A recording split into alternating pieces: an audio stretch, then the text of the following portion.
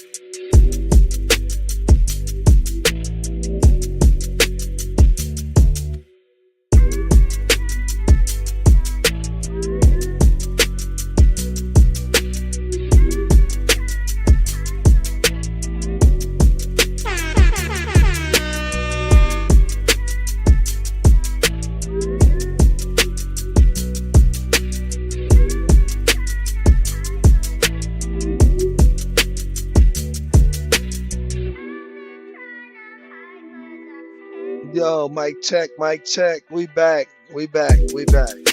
Hey, welcome back, everybody. Welcome back.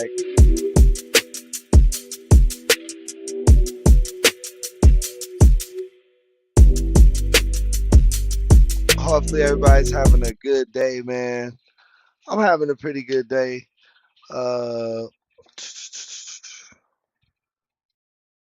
Yeah, I'm having a pretty good day though overall. What you guys been up to, man? Shout out, hate, love. We see you in the chat. We love it when the members are the first to the stream, doggy. So that appreciate that. Definitely appreciate that. You know what I mean? Show them some love, chat.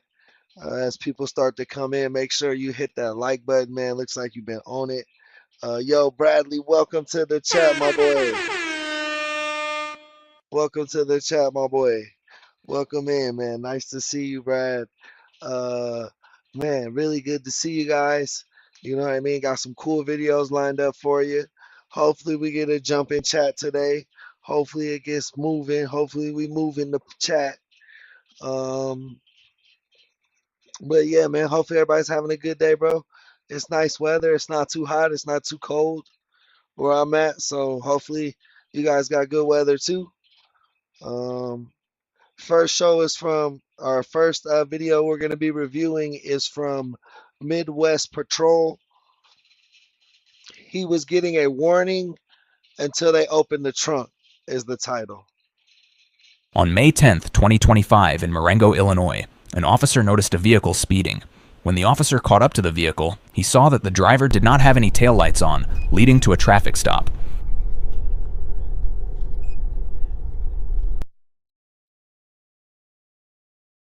How far are you going to roll and park in like the worst possible orientation?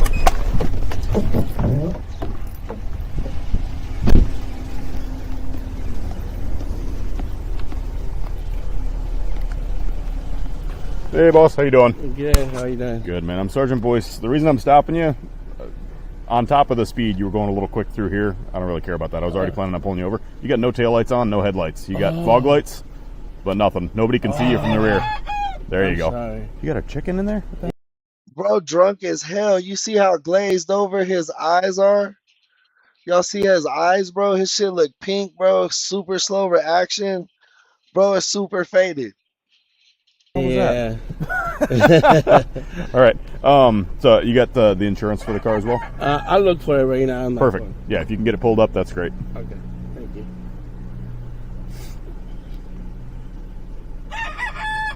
Why do you have a chicken back here?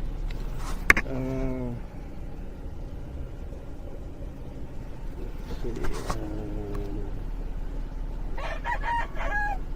do you mind if I look for it? 'Cause Yeah. I got it somewhere in my wallet. Yep. here. You can find it in your wallet or the app for the company, whatever you got to do. Okay. Give me a few minutes. Perfect.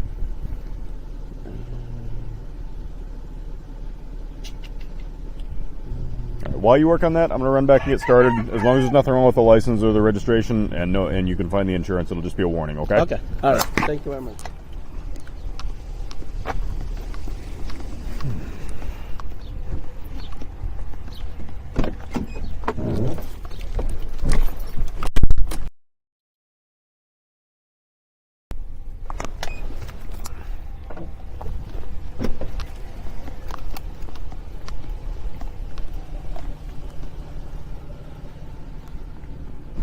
I can't find my. Can't find it? Yeah. You guys are silly as hell in the chat.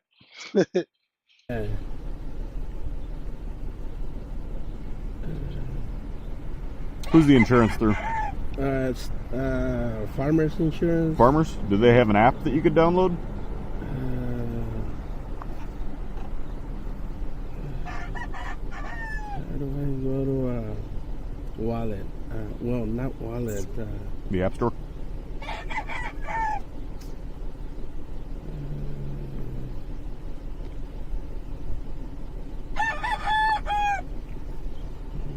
Marengo 18, checking your status. 18 on 10-4. I don't know. You want to give me years of tickets for the insurance, so I just show it. I can do that, but I'd rather not if I don't have to. I don't like writing tickets that people got to deal with. If we can figure out how to get your insurance proof.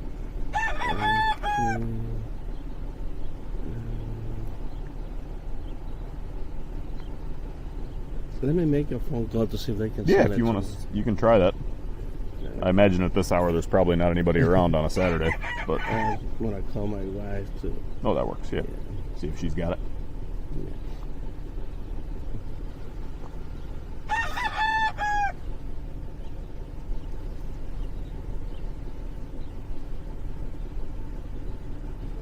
Lydia, can you send me insurance card to something that I'm not?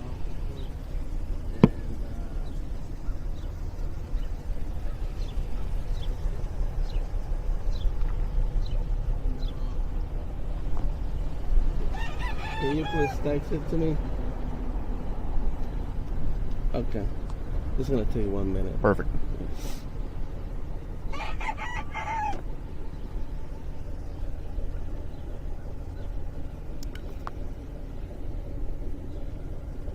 So I didn't have my lights on?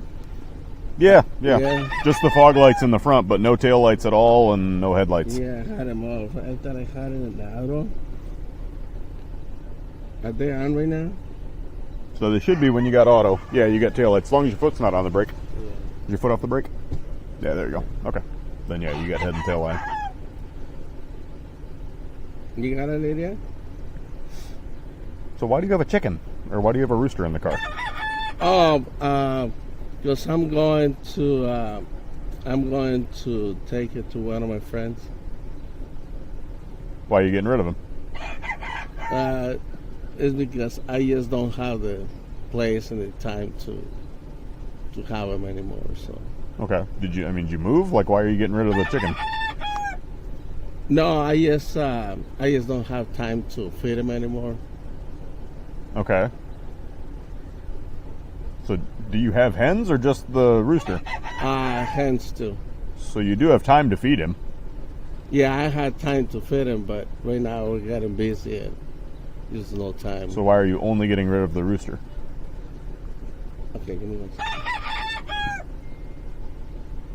Like, you really... You think you trying to catch them up for like cockfighting? You know, when they be fighting the roosters and shit? Motherfuckers still be doing that shit? I thought that was like some 90s movie shit, bro. I didn't think people really did that shit. That doesn't make any sense, right? No, it's because For like cockfighting? You know, when they be fighting.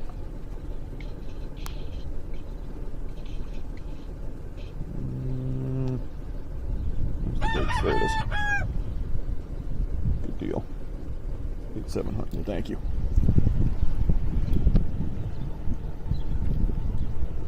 So it's because why? because I don't want to have it anymore. So that's why You don't want to what? I didn't want to have him anymore. You didn't want to have him anymore? Yeah. Okay. All right. So, Yo, Unknown, welcome to the chat. Skinny Baby, welcome back, man. Welcome back, Skinny. Why don't you shut the car off for me real quick and hop out?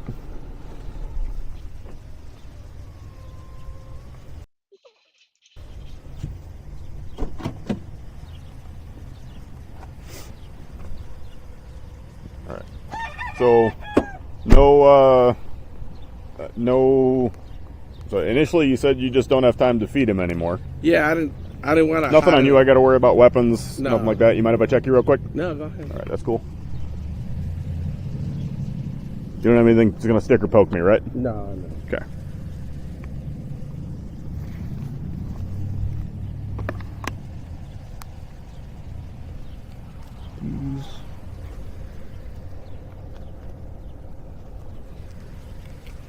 Why you got so much cash?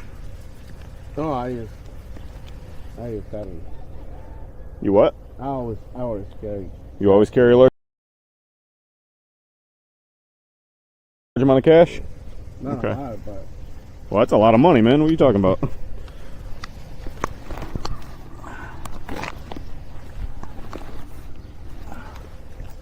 Alright. There's nothing in the front. yeah. Pockets there.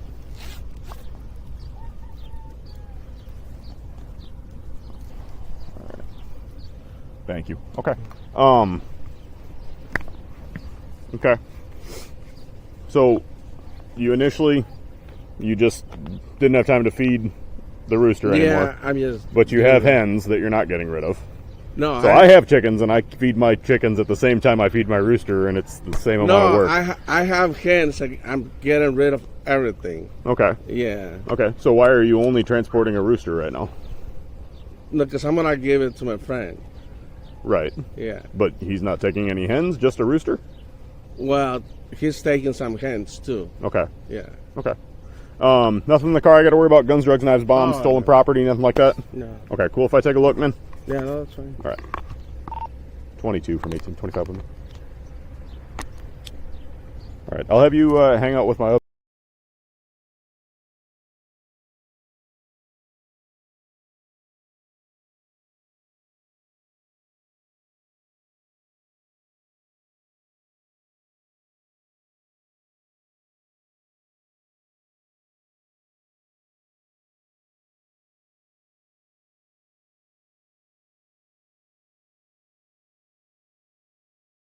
Officer as soon as he gets here, and then I'll just take a look, make sure everything's kosher, and we'll get you out of here, okay?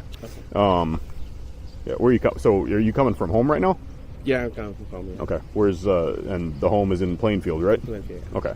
Is there yeah, okay. Do you live like Oh damn, I didn't even know I was on mute, man. My bad. Thank you, Hey Love. I was saying, at first I was wondering too why this cop was asking so many random ass questions. But like he was on it. He knew dude was fighting these chickens from the beginning, bro. He knew that was fighting the roosters. He knew that was doing the rooster fighting. He knew it. That's why he was like, why you got a chicken, bro? Why you got a rooster? And at first I wasn't paying no mind. Like I might have just gave dude his tickets and let him go. Like, but this cop, shout out this cop, bro. He was on that shit. in the town of Plainfield, or like Yeah, I live in town. they let you have roosters in Plainfield? No, but we have a place where we have like a farm. Uh huh. Yeah, it's outside the city limits. Outside the city. Okay. Yeah. Gotcha. Okay. Yeah. Is that noise just driving you crazy the entire way home, or entire way out there? Yeah. I bet. All right.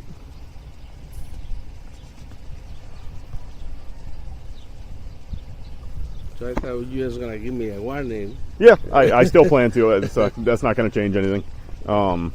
Just want to dig a little deeper and find out what the deal is because it doesn't make a lot of sense. So, Yo, what up, Tim? Welcome to the chat. yeah.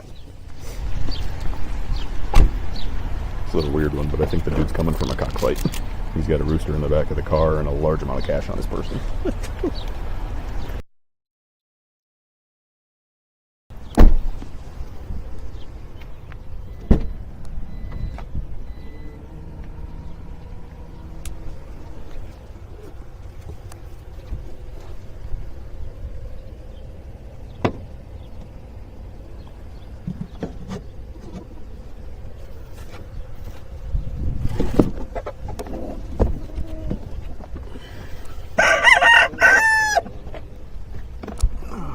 you guys. That rooster finna be all scratched up and shit, all bit up and shit. So how many roosters you got back here? There's 3 boxes. And how many roosters per box? There's 2 per box. 2 per box? Okay. So where was the cockfight? Can't do. Oh, I don't know. You just change the code to the house. You got razors in the car, man. You got spurs.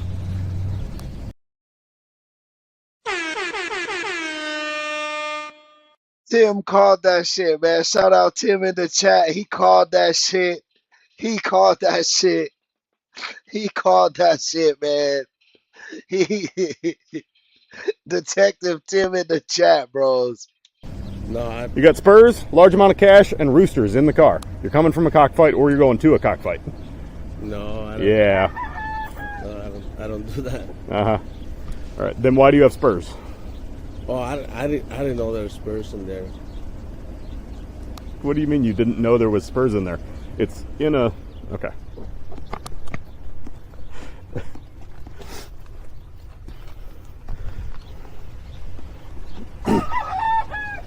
There's multiple packages of these. What are they? Oh, I didn't know they were in there. You didn't know they were in there? No, I was just taking the Okay. roosters. Right. So there's no association. Yo, shout out that girl, Monica. Welcome to the chat, Monica. You know we like when the members show up to the stream, and thank you for those gifts, Monica. Appreciate that so much. With you owning and possessing cockfighting spurs and roosters, multiple roosters. You told me you were taking 1 rooster to a buddy's house. Yeah, I was on a You've got 6 roosters in the car. I haven't confirmed that, but you said at least 6. Yeah, there's 3 boxes, yeah. Right, 2 piece. Can we just be honest here and not make this really stupid? Yeah, no, but I didn't know those were in there. Okay, so it's your wife's car, right? That's my wife. Yo, shout out Tim. So your wife is the one doing cockfighting? No, No, it's not your wife. No, it is my wife. It's your wife doing cockfighting? No, but she's not doing cockfighting. Then why does she have spurs in her car? Well, I didn't know they were in there because the truck we drive, like different people, we drive the truck, and I was gonna take these chickens to give it to my friend because we don't want to have it anymore. Uh-huh. Because we don't have time for the chickens. Okay, you don't have time for chickens. So yeah. Okay. So there's multiple packages of these. There's feeders in here for like mobile feeding. So you were What's mobile feeding?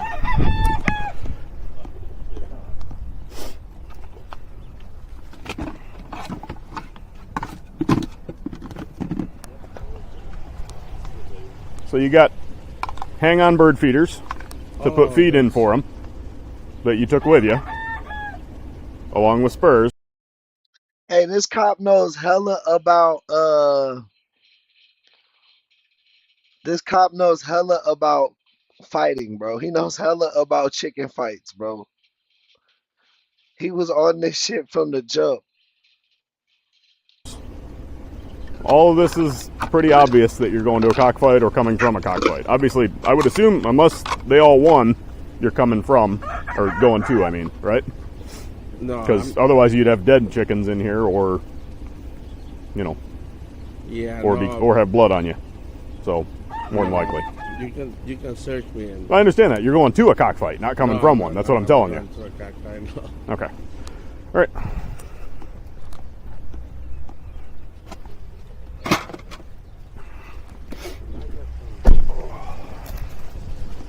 Hey, he keeping that shit solid. He like, man, I'm not snitching.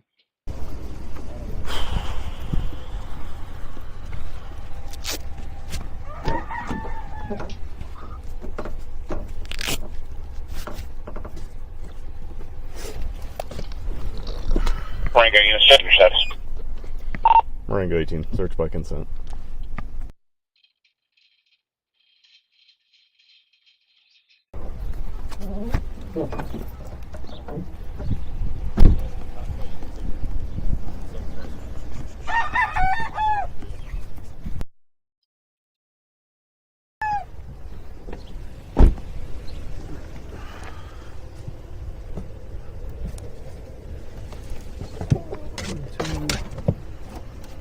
cooler.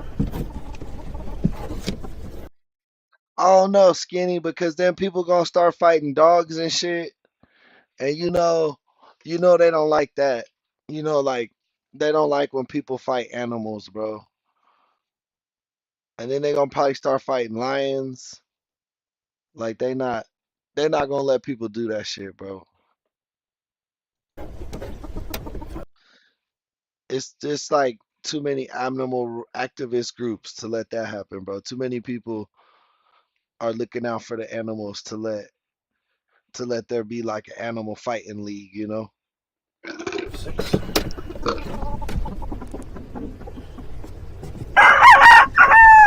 If I open this, they don't already have spurs on, do they? I don't think so. You don't think they have spurs? No. If I open this and one of them slices me open, I'm gonna be fucking pissed. You understand that? Yeah, no. There's no spurs on them. They're not prepped with spurs. You want me to get one? The fact that you're not sure has me very concerned. You didn't even know there was spurs in the car, and now you don't know if there's spurs on them. No, they don't have, they don't have. Okay. Negative. Okay. Yeah.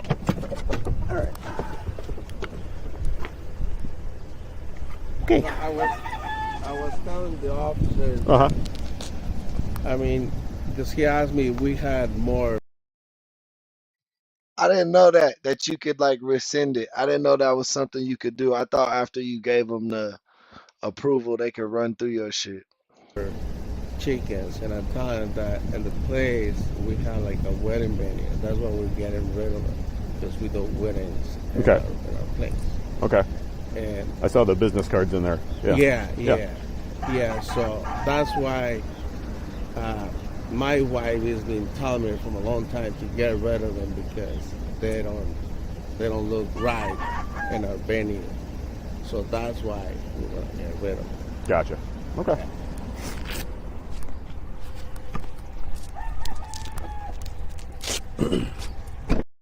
This cop was on his head though, bro. Like I wouldn't have caught this shit. I'm telling you, I wouldn't even have picked up on that shit.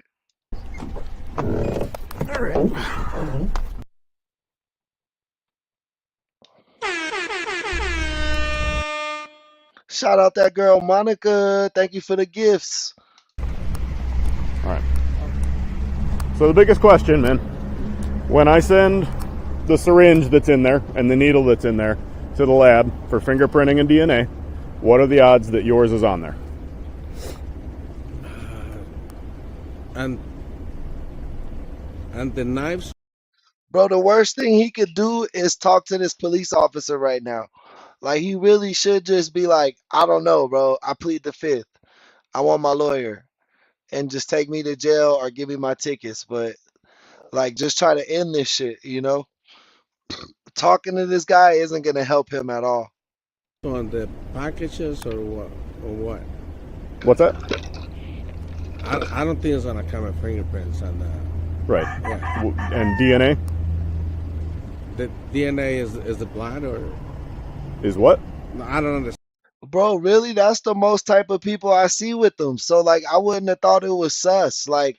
Um my neighbors got chickens, they got roosters, like especially if you live in a city where people got or yeah, in a town where people got like more land. Like this guy's got goats, that guy's got dogs, the other guy's got fucking roosters. I hear those shits go off every morning.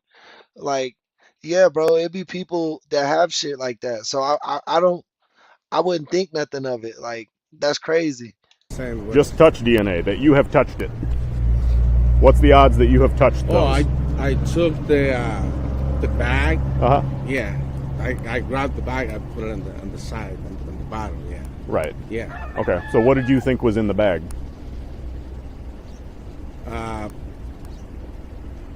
I just saw everything that was in there. Yeah. You saw everything that was in there? Yeah. Okay, so why is it in your car then?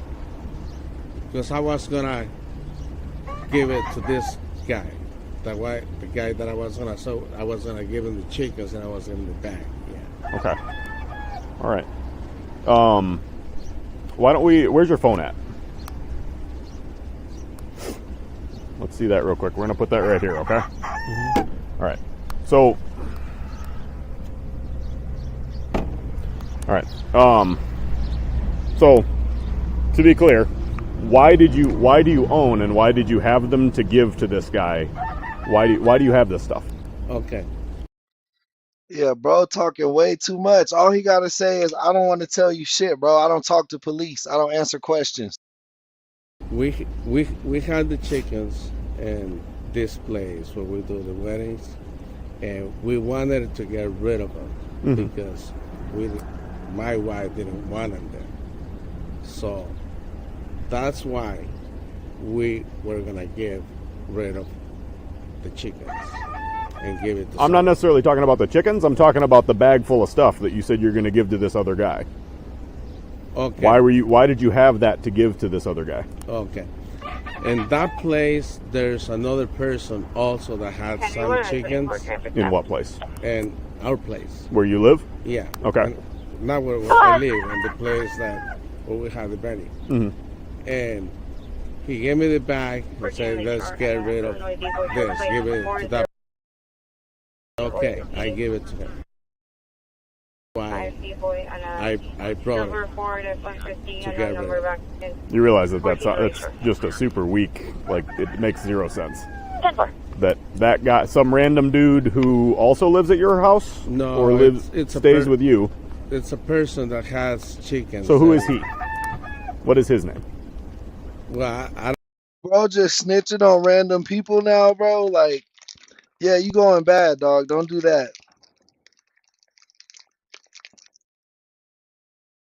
don't know if I should give this. Well, it's either yours or it's his, so it's your call. Do you know his date of birth? No. He lives on your property? No, he doesn't live on the property. Well, you said he's at your wedding No, venue.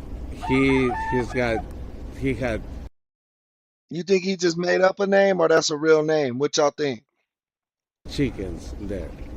Okay, why does he have chickens on your property and keep a bag full of cockfighting stuff at your property for Because you? we let him have some few chickens there. Okay. Why? So how do you know this guy that you got hooked up with him to keep his chickens there? Oh, I know him for a while. Right. How do you know him? Since a long time ago. Right. How? Like you grew up with him? How do you know this guy? We used to play soccer with him Used to play soccer with him? Okay. How long have you known him? for a while, maybe 10 years. 10 years? Okay. And so he came to you and said, "Can I keep my chickens at your property?"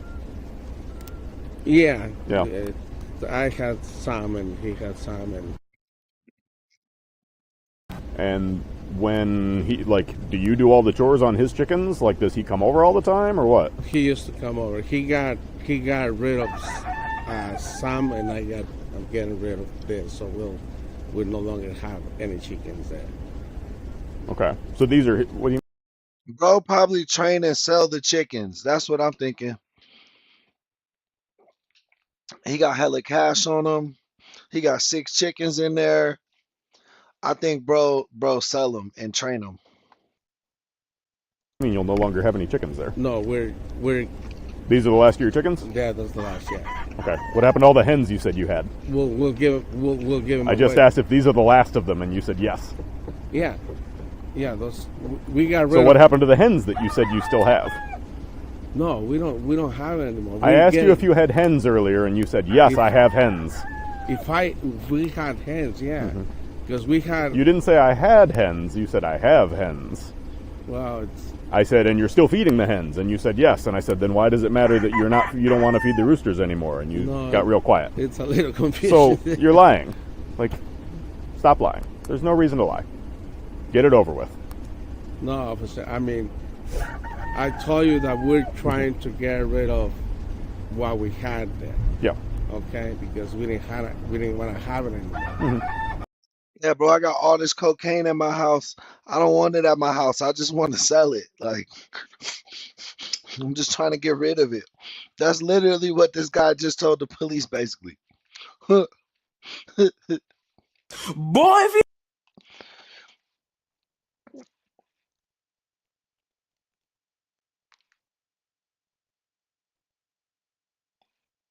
That's funny as hell. Okay, and you asked me if I had hens, and I said, yeah. I said, do you have hens? Oh, And you said, yes, I have hens. And I said, don't you have to feed the hens still? And you said, yes. And I said, then why can't you still feed the roosters? it was too early in the morning, Yo, Nick, welcome to the chat. and I didn't really understand exactly what you were saying. Okay. I thought if you asked me if I had hens, yeah, I had hens and roosters. Right. And I had like a group of hens and roosters. Right? So why do you have these transport boxes? Well, I had just to put them in there, so to bring them. To over. take them places. Yeah. No, that's where you put them Yeah. in there, No, in the boxes. Yeah. But why do you have all these boxes? Like, if you had chickens, there was no reason to take the chickens anywhere. My chickens don't leave my house. My chickens are there. I don't need the capability to move 6 chickens ever. Why do you need the ability to move so many chickens all at once? Well, to bring them over here, I had to get the boxes. Yeah, but these are old boxes. So whose boxes are they? Those are boxes we have since maybe 20 years ago. Those Okay. boxes. So why do you have so many boxes of chickens? It's not many. It's only 6 boxes. Right, but it's pretty rare that as an adult people move chickens. Chickens go where they go, and then that's it. You might take one to the vet every so often if you're that kind of a chicken owner, and you don't just put it out when it's done, like, or eat it or whatever. But you don't really need the ability to take 6 chickens anywhere. Not adult chickens. Well, I had those boxes for 20 years. We move them. Yeah, Carol, I think he sells them. I think he sells the chickens. I don't know if he's necessarily fighting them, but I think he sells fighting roosters. I think he trains and sells them. From one place to another too. Right. We spray them with for the what's it called, feather mites and all that stuff. We gotta treat them, Yeah. you know. Mm-hmm. So we do that like every month. We have to get one by one and spray them, and Right. One at a time. yeah. Yeah. So why do you have the ability to move 6 chickens? Is what I'm asking you. How many? I mean, Because you told me, I think you said you had 6 hens, and you told me you had 1 rooster, and then you turned out to have 6. no, you asked me if I had a rooster in the beginning. I said, yeah, I had a rooster. Yeah, you have a rooster, and then I said, how many hens do you have? And you said, I have 6.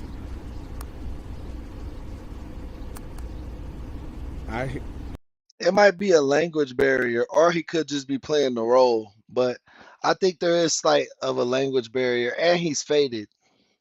Like, none of this is following. He's chuckling to himself because it makes 0 sense, man. No, I mean, it was like 5:30 in the morning, 5 in the morning. I was like waking up barely. You've been driving since Plainfield. You've been up Yeah. since 4 at least. Yeah. Oswego. Oswego. Go to Oswego to pick up the roosters and then come out here. Yeah, it Woke was- up at 4:30. Oswego. Somewhere 5:15, yeah. Okay. Honestly, officer. Mhm. Okay, honestly, we're trying to get rid of this because of venue, and I'm not involved in anything. We're a business person. That's the reality. All we're trying is to. You see how this looks, right? You understand how it appears. You know what I mean by that? No, can you? How it looks, how What you guys think? Yeah. yeah. Yeah, he already told me. Yeah. You're going to a cockfight. There's 0% chance that you're not at this point. You have all of the tools and all of the care items to keep roosters at a cockfight for a day and then go home.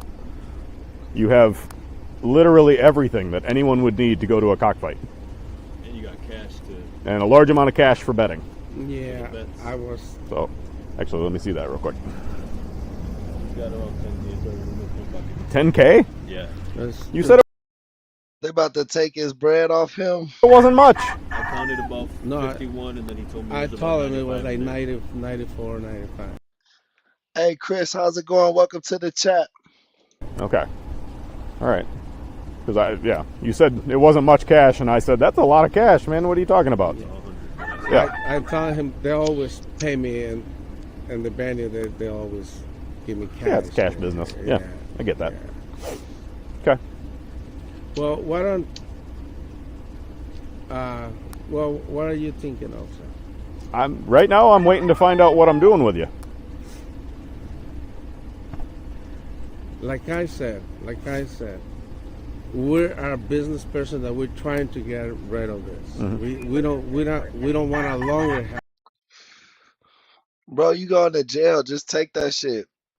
Motherfuckers do not be wanting to go to jail. Like, once, if a police officer is talking to me and I already feel like, damn, I'm going to jail, bro, there's nothing else to say, bro. There's nothing else to say. Like, once he pulls his "you're going to jail" card, you just shut down, bro. You're like, all right, bro, fuck it. That's what you got to do. And my wife is begging me for over 6 months to get rid of it. Mm-hmm. And that's, I'm doing really good, Monica, man. I'm having a good day. Like I said, it's nice weather out today. It's breezy. It's not too hot where I'm at. Really nice weather. The Chargers are 3-0,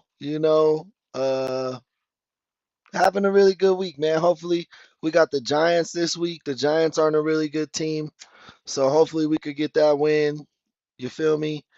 And just keep this momentum rolling, Go Chargers, both up.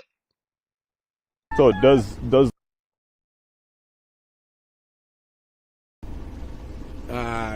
he gave me the bag to give. he gave you the bag? Yeah. Okay. So just to get rid of it, because I told him that we could not So have. does this other guy that you're taking the chickens to? No. No. So why does he think that this other guy wants his bag full of cockfighting stuff? Well, because I was gonna give him the chickens, and he said yes, take them. Right, but if he wants chickens, he doesn't want cockfighting stuff, unless he wants to cockfight. So why do you think that this other guy wants cockfighting stuff? Cockfighting gear. I don't know what to tell you. You could just tell me the truth and get this over with.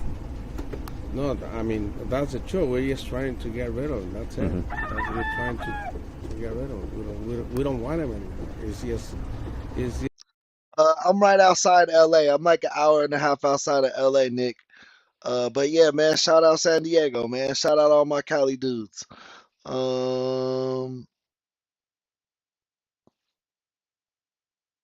just looking back to our business. Mm-hmm. And there's no space for them anymore because it's gonna start to get busy, and we don't want people to keep chickens. All right, 1 minute. Sergeant Boyce.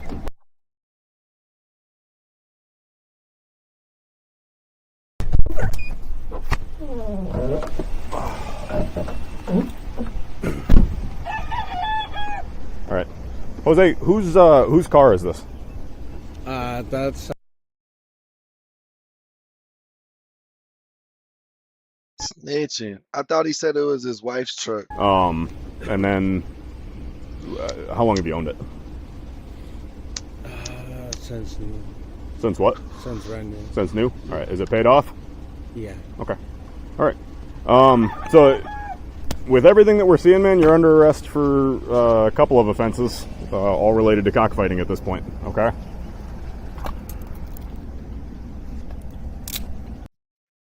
If he wouldn't have let them search his car and shit, he wouldn't have went to jail, right?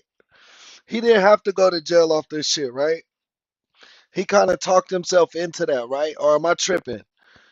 Like, if he just would have been like, no, you can't search my shit, and like just got his tickets, he would have been cool, right? Or would they have still been able to get through to his car eventually?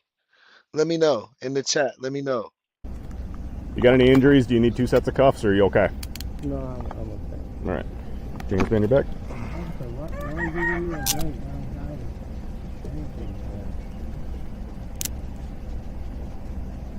right. And just step this way just a little bit. Is that too tight, or is that okay? No, that's okay. All right. A little tight. I can adjust that a little bit.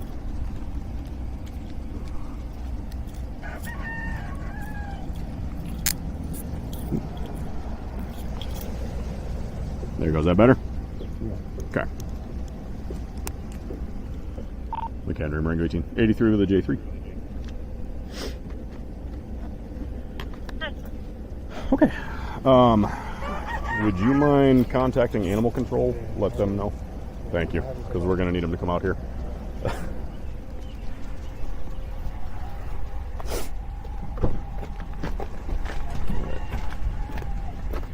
Dang, Monica, good luck on your move.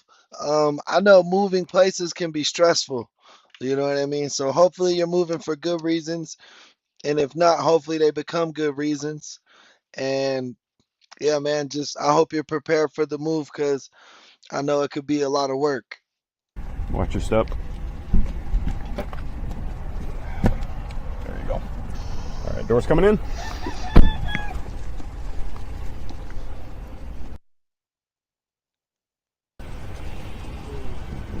He said the vehicle's eligible for seizure based on this. Is that one of the criteria? I don't know. Is it? He said it is. Oh, the state's The attorney? state's attorney said it's up for seizure. I actually just remembered I got to call him back and make sure the cash is too, because he's got 10 grand in cash in his pocket. Oh, does he? Yeah. Yeah, and then, Bro feel like he stopped a terrorist group or some shit today. That cop was turned up, hella happy.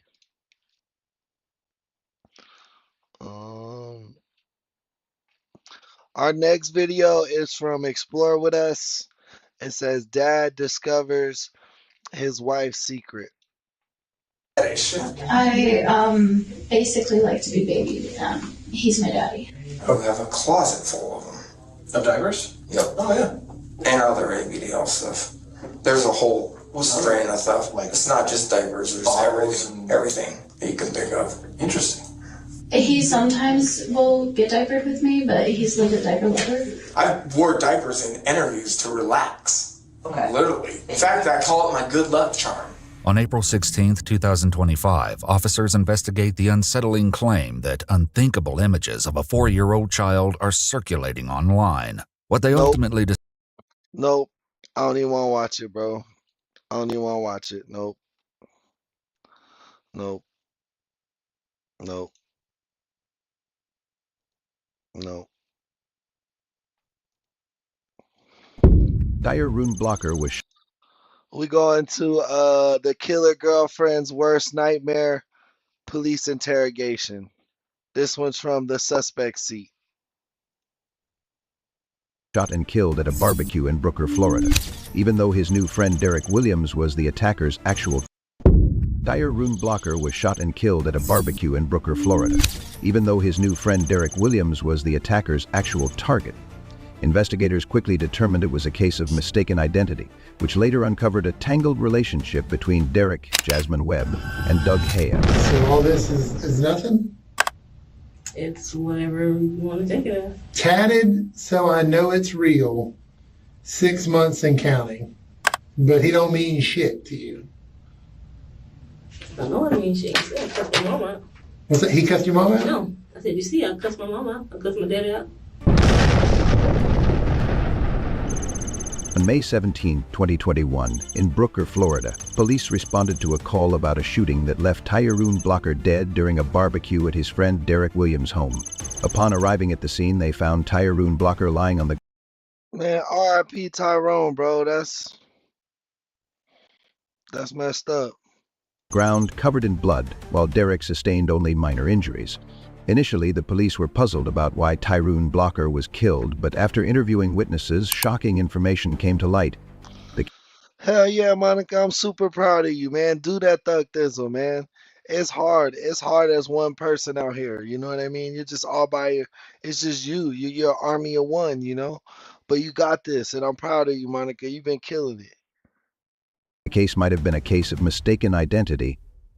Derek stated that he heard Jasmine crying during an angry call from Doug Heath, raising suspicions about the complicated relationship among the three. Martisha Johnson was suspected of being in the vehicle used by the suspect. At the police station, Martisha Johnson admitted to being at the scene but denied any involvement in the crime. The police began to suspect that Martisha Johnson knew more than she was revealing. Have a seat right there. Did you want something? What? What? Coffee. You want coffee? Yeah. All right, hang tight. Hold on, I'm gonna go put some stuff on my desk and I'll be right back, okay? Cool. You don't have no knives or anything on there, is there? Whatever, okay. Just some hand sanitizer.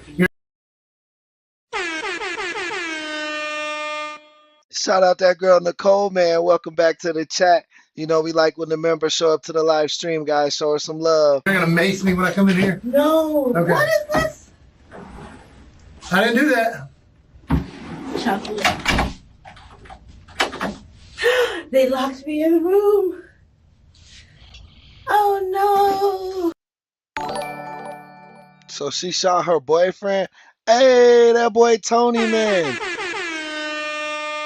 Tony just detective of the up, man. Thank you for coming back to the members, man. I was just wondering about you. I promise you. I was like, bro, where's Tony been at, man? I was just worried about you, man. I'm glad you back in the loop, man. Shout you out. Shout out Tony, man. Shout him out. Where's the camera? Somewhere.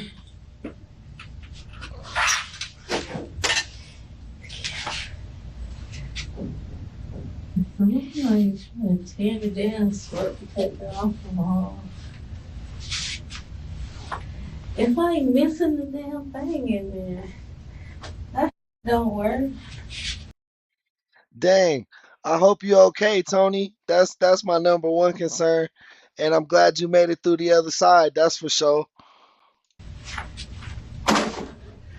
Master lock.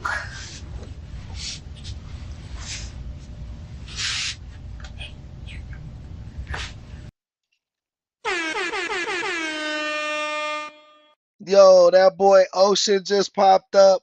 You know, we like when the members are in the chat, guys. Show some love to Ocean.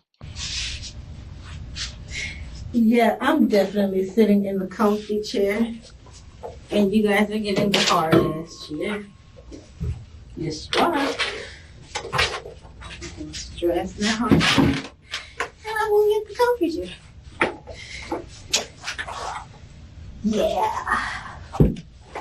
Martisha Johnson faced the investigator who emphasized the critical nature of the case. She was defensive, demanding specific evidence of her current involvement.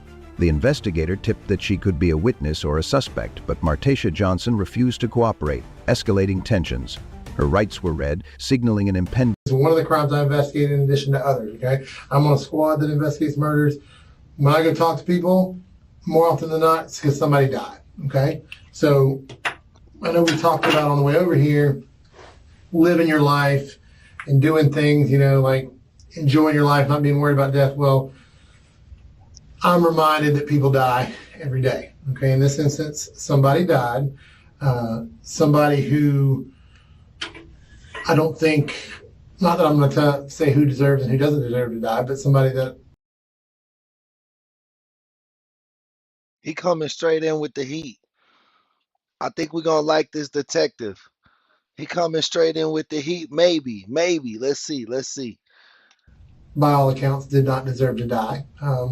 Was not... Nobody didn't like the guy or anything, had any beef with him or anything. Some guy's dead. You understand that? You think she was the shooter? You hear what I'm saying? Okay.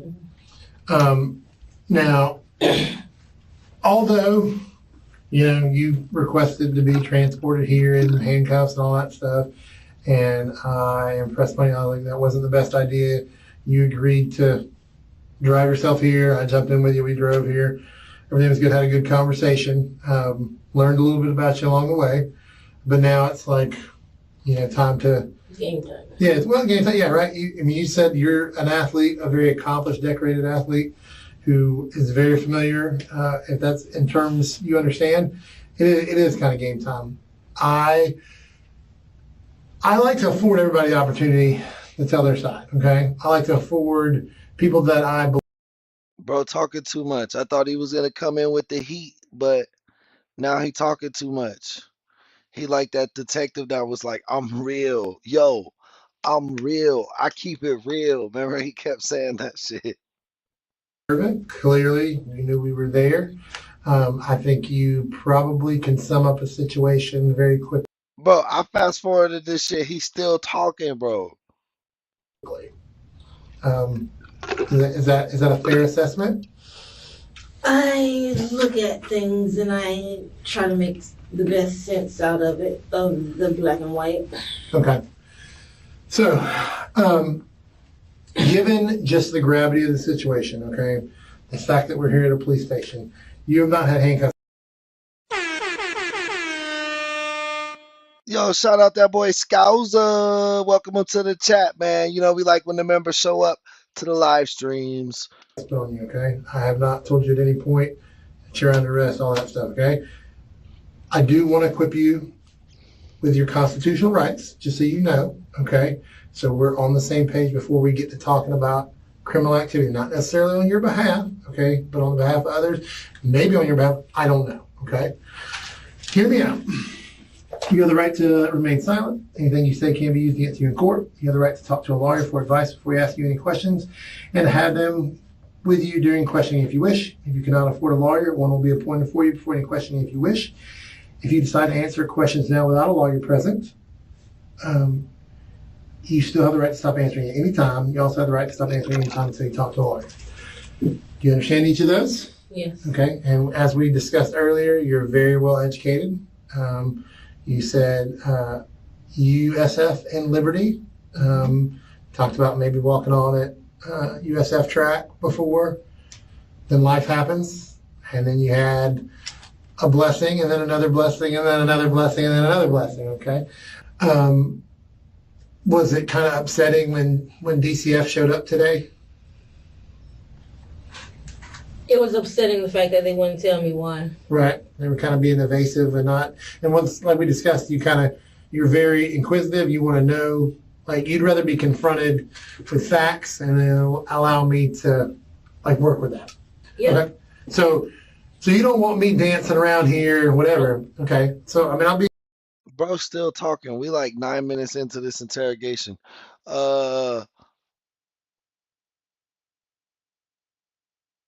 Nicole, welcome to the chat. Straight up, there's a murder that occurred in Alachua County. Okay, we have reason to believe that you and your vehicle were in the area, and we have that reason to believe because that's what people are saying. That's what some of the electronic information is telling us. And I told you before, when we get equipped with that information, there's only like certain types of people that are in the area of a crime scene, right? We got suspects, we got victims, we got witnesses. In this case, it's pretty apparent, okay, who the victim is. He's no longer with us. He is dead. He's gone on to whatever you believe, if there's an afterlife, not whatever. He's no longer breathing. Okay, his life effectively ended Monday evening by no doing of his own. Okay, and what we're trying to do is try to work backwards and determine what occurred, why it occurred. You know, is there more to it than meets the eye? I mean, are people that are coming forward, are they being honest with us? Are they misleading us, trying to put more on your plate than needs to be on your plate? But I'm telling you, information we have places you there. So if you'd like. Hey, Nick, welcome back, man. I've been doing Gucci, bro. How you been? To talk about that, I'd love to hear everything from your. To see it. We'd like to see the information that puts you there. Okay. Yo, shout out that girl Denola. Welcome to the chat. You know, we like when the members show up to the live streams. I explained to you earlier, like surveillance cameras and all that stuff and license plate recognition. Okay. So that is some of it, and we can get to a point in this interview where. Guys, make sure you double tap them screens. If you new around here and you like true crime, definitely hit that subscribe button, man. We're one of the fastest growing communities in true crime on YouTube. We're on the road to 10K. So, we really need every single one of our subscribers. So, if you want to help out the movement, definitely just hit that subscribe button and double tap them screens, man. Really helps out the stream. But I wish this officer would let her talk. He's not really letting her talk, and we're like 10 minutes in. I hope that I can show that to you. But I would like, if at all possible, to get an unprompted version of events of what occurred Monday and your involvement, if any, without having to rely on that. You don't wish to do that? No. Okay, so do you understand? I didn't do anything. Okay, and I'm not saying you did do anything, okay? So I'm saying that your car.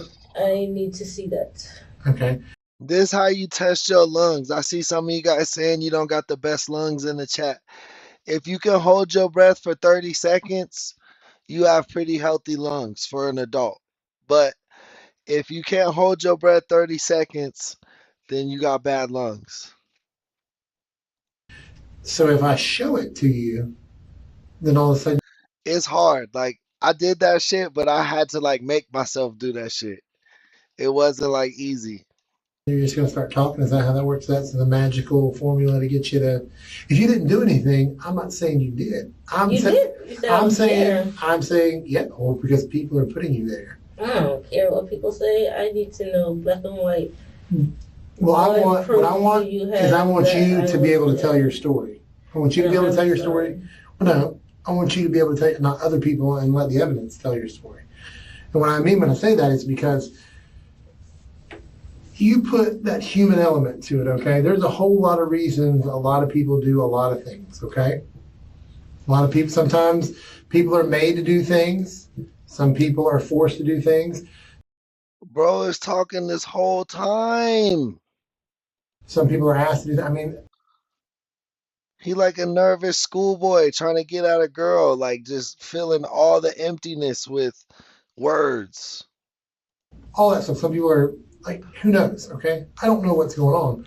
What I can tell you is unequivocally is that your vehicle and someone who looks very close, if not identical to the young lady I'm looking at right now, was there, okay? And you, I'm going to tell you, you are unique in several ways. We've talked about this, right? You got a unique personality. You got a very unique appearance with the, I mean, not everybody's rocking the purple and like you are, okay? You are, by all means, a one of a kind, okay? So if somebody says, this young lady looks this way, whatever, the chances that there's another young lady that looks like you, pretty slim. No. But what I can tell you is your hesitancy, I don't want to say unwillingness, but your hesitancy to discuss what occurred on that is not a good look for you either. Okay? I don't care about how I look. I don't care about what people do. I don't care about what people say. Bro, there's nothing the police officer can do to help you. Like, there's nothing up, like, when they be like, I'm gonna tell them you cooperated. Like, that shit don't do nothing. Like, that shit don't do nothing. I need that. You need this. You need this. I don't even know what's in here. So, I mean, there's a statement from somebody. There's some evidence we recovered. There's some preservation stuff. I don't know why I gave you this. There's a search warrant we did. There's not really any, like, there's no pictures in here. We'll get to the show and tell portion of it. Let's get all of it. Okay. I got. Okay, let's back up. Okay, let's back up. I don't want to talk. Okay, so. The investigator revealed evidence of Martasia Johnson's car near the crime scene and her social media connection to Doug Heath. Martasia. All those people, so you do have friends. I would even wager to say that you are in a close relationship with some people that you care about and that probably care about you. I don't know the fine details of it, but just gleaning over it, I think there's people out there on Facebook that you're shown in pictures with that you care about and they care about you. Is that fair? Yeah, a lot of people. Okay, but I'm saying specifically people recently that you're in pictures with. Cool. Particularly a male and a female.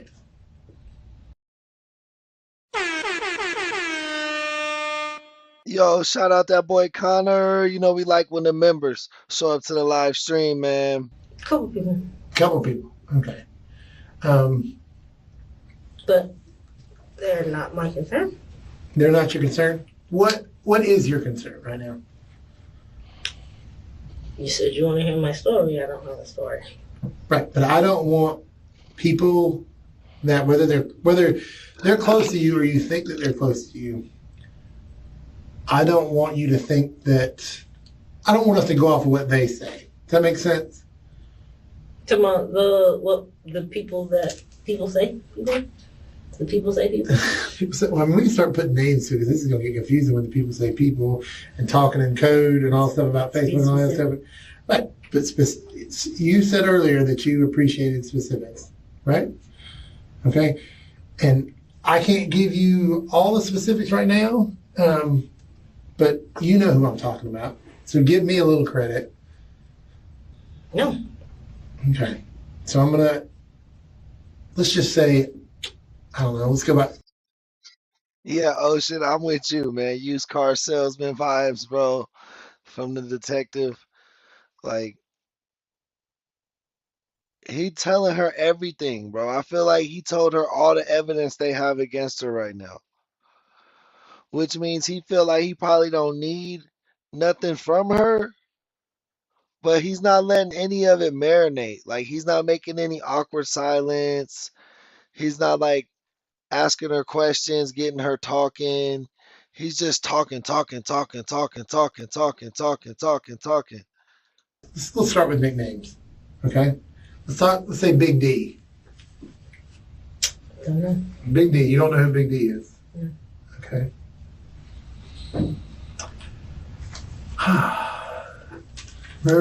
So, read me now. Read me now.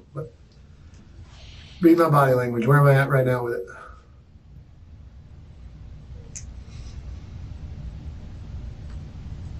Come on, give me. You are a reader of body language. Tell me when I asked you that question, and you gave me the answer you gave me. Where am I at? Where's my body language at? Wherever you want to put it. Right, but I mean, you said before, like sometimes I get a little frustrated, all that other stuff. Okay, I'm not going to trick you, mislead you, whatever, anything like that, and I'm not going to waste your time. Okay. Thanks. I don't want to hear about nobody else but me. Okay. So explain then, why were you and your vehicle in the immediate area Show me. of a homicide? You want to show you on a map? No. Show me. That me and my vehicle was in the proximity. Okay. What is it going to take besides me just telling you what's it going to take? You want like an eye in the sky, like a satellite image of whatever you got. Whatever I got? Okay, well, I'm not going to do that right now. I'm not going to do that right now. Okay, I have nothing to say about it. Okay.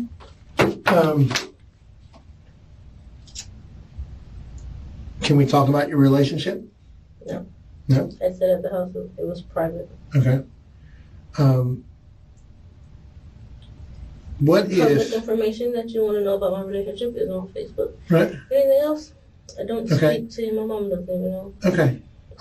I'm going to go grab my laptop and I am going to, we'll take a trip into social media. And if you want to tell me some people and that may, not be extending you the same courtesy that you're extending them right now, by all means, I'll love to hear what you have to say about it, okay? Hang tight for me.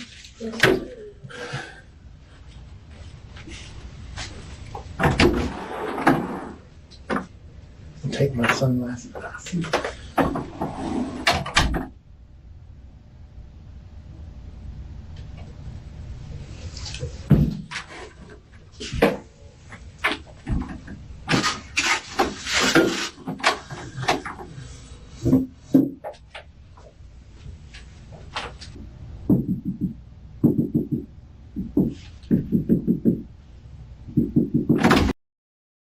She trying to bust out the walls like she's seeing what's hollow. You're exploring the space, huh? Exploring the space. You put that hole in the wall, did you? No. I made a piece fall out. So this right here, Facebook.com, Martisha Williams, Impress Nails, which I can only deduce is you. Wow. So, I mean, we're talking, Reg is who's Reg? Is that Mom? Was that Mom that we spoke with? Jasmine Webb, Doug Heath Sr., in a relationship. I mean, if I didn't know any better, and you're solid front to back. I don't know what that means, but here we see Doug Heath Sr. and Jasmine Webb pop up again. So who are they to you? Because it seems like, I mean, y'all are pretty close. I mean, in fact, I don't know where that's at, but it looked like old Dougie Fresh got his name on you. So, tell me about Doug. And I can tell you about me. Okay. Well, tell me this. What does Doug mean to you? And tell me that. Because it looks like from the pictures, he means something. That's what people say wrong. Here's Miss Martisha, and here is Doug. Hey Shelly, welcome back, girl. One of the first moderators, man. Welcome back, Shelly. I'm glad you even been in the background. That's okay. Sometimes we got stuff to do. Here is Snapchat Doug. I don't know about with all the filters. So he's somebody to you. Just give me the rundown. Who is Doug? What does Doug mean to you? You ain't got to talk about Doug, but what does he mean to you? Yo, shout out Johnny, man. Welcome to the chat. You know, we like when the members show up to the live stream, man. Give Johnny some love. He didn't mean to you? Okay. So all this is nothing? It's whatever you want to take it as. Tatted, so I know it's real. 6 months and counting. Yeah, that's what it says. But he don't mean shit to you. I know what I mean shit. He said I cussed my mom out. What's that? He cussed your mom out? No. I said, you see, I cussed my mom out. I cussed my daddy out. Okay. Well, I mean, I would, at times, people mean stuff to you, and other times maybe they don't. Would that be fair?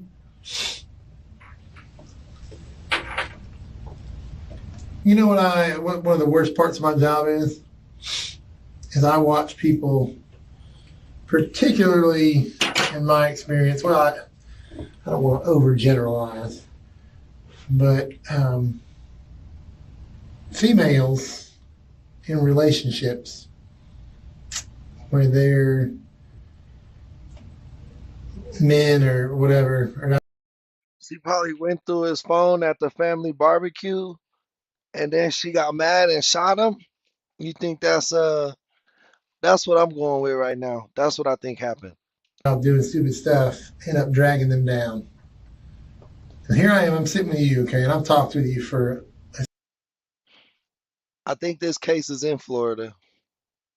a significant amount of time now, okay? It's fair to say you got a lot of stuff going for you. All right? If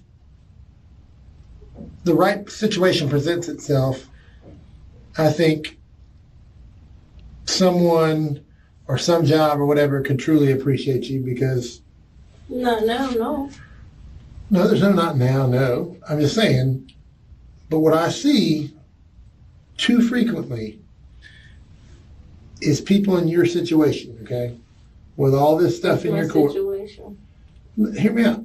In your situation where you got a lot of stuff going for you, allowing somebody to drag them down, okay, and feeling as if they owe this person something or they need to protect them or all the other stuff. When I can tell you, when the roles are reversed, more often than not, you find that that person's not doing the same for you. You got kids, okay? You got a life. You got all these things going for you. And you're going to let this drag you down. And I'm going to tell you right now, that's the direction we're headed. How? How? I've already explained to you, okay? No, you didn't tell me how it's going to drag me down. Right. Your vehicle, you being in a place. You never showed me that. Okay. And I don't have to show you that now. You know what? You know when I have to show it to you? If and when you are charged and you go through the process and the discovery, you can see it then, okay? Charged with what? If you get, like we're talking murder. If you got charged with murder or any crime. I'm not talking about if. I'm gonna be charged with what? So you have murder and then any crime that went in the furtherance of that. Okay, and the statute is crazy thick with what it could be. So what am I looking at? What are you looking at? Mm-hmm. I can't decide that until you're. Well, I mean, I guess you're right. I could go on what everybody else says or will say. All the information, whatever. Well, you would think he was on fucking under interrogation for murder, bro. And I told you, I mean, right now it doesn't paint a very good picture. However, I think it's important that you provide your context, okay? Are you a killer? Tell me, answer that question for me. Are you a killer? I'll plead my case whenever I'm charged with something. Okay, do you consider yourself a killer? Yeah, I kill animals. I kill Okay, would you kill another human being? Yeah, if I had to. If you had to, okay? What if you didn't have to? Would you? Who knows? I could be driving a car and kill somebody. Okay, on an accident and all the other stuff. But I'm saying, would you willingly take someone's life? I don't think anybody I associate myself with willingly take someone's life. Okay. So building on that, I'm telling you right now, people you associate with did take someone's life. And if you're telling me it wasn't willingly, then that's some stuff we have to discuss. I didn't say anything. I said people I associate. How many friends do I have on there? Okay. All of them are associated with me. Okay. I'm telling you people that you are in. Yo, shout out that girl April, man. Make sure y'all show some love to April in the chat. You know we like when the members show up to the live streams. A lot of pictures with. I love you. This. I'm telling you, these people, the way you have represented yourself and the way you have wasted your time and the way you've wasted mine leads me to believe that you have additional involvement in this incident, okay?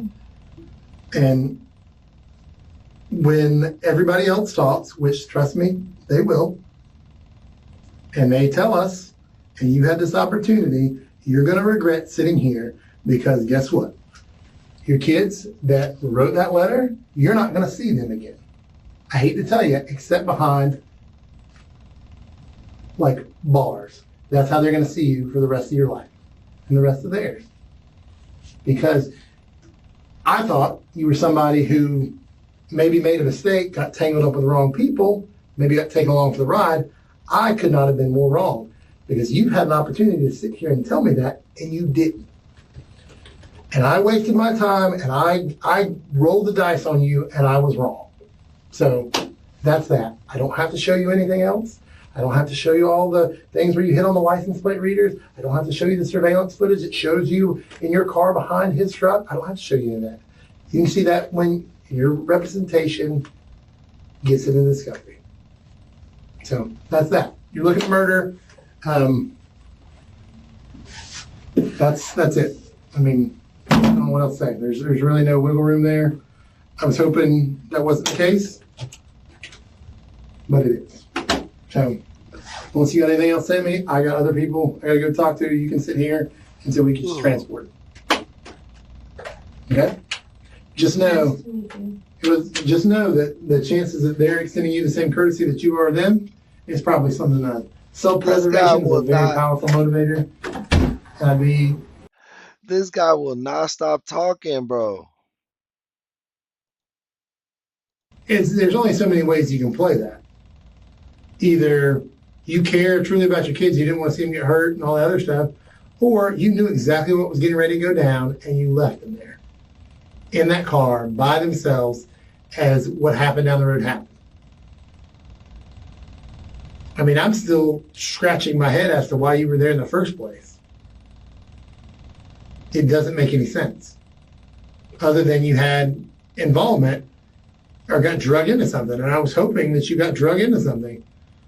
But your lack of cooperation here, sitting here right now, tells me that you weren't just drug into something. 1 + 1 = 2. 1 is in correlation with 1, 2 gives you 2. If 1 doesn't make sense, then it doesn't make sense. You're And there, one Martisha. You're there. has nothing to do with 1 and 2. You're absolutely there. You cannot provide any explanation for why you're there. So it's reasonable to think that if you can't provide an explanation for you're withholding information because you were involved. It's reasonable without a shadow of a doubt. Oh, it's pretty good. Reasonable without a shadow of a doubt. Yeah. You can take your chance on you. She used the law and order. Boy, if you... She used the law and order without a shadow of a doubt. Some TV ass. Well, this was an opportunity for you. I asked for a lawyer a while ago. Did you? You want an attorney? You have an attorney? I did not hear you ask for an attorney. I heard you say you didn't want to speak with me anymore, and then you kind of waffle back and forth. If you're saying you want an attorney, I'll discontinue this conversation right now. Yo, Diane, welcome to the chat. And then what happens? And then we do paperwork, and you go to jail on charges of murder and everything related to that. And guess what? What? You just hit anyway. Yeah, I mean, okay, yeah. All right, hang tight.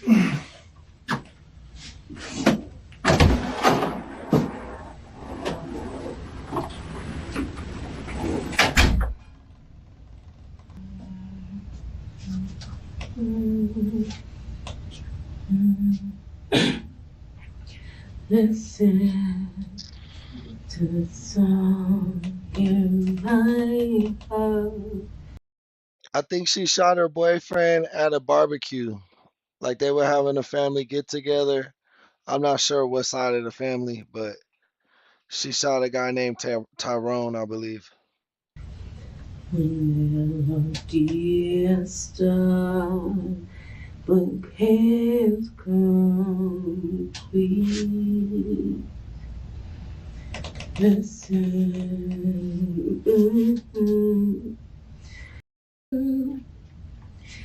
you made She out here singing gospel songs, bro. me. I follow the voice you think you gave to me. But now I've gotta find my own. I don't know where I belong, but I'll be moving on if you don't. If you won't,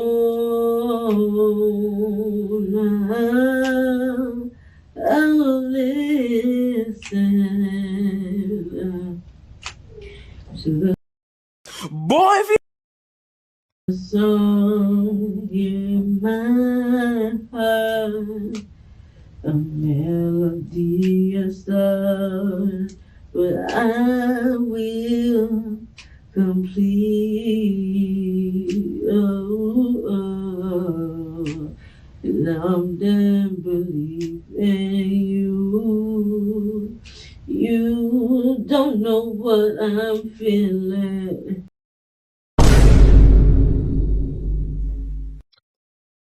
Why? Why, bro? Why?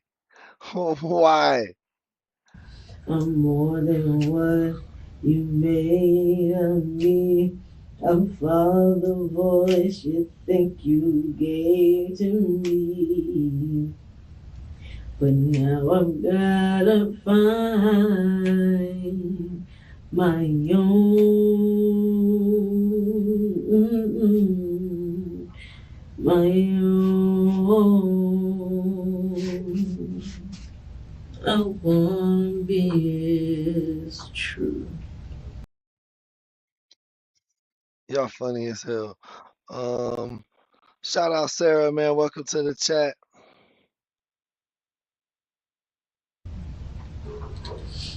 So please accept my food.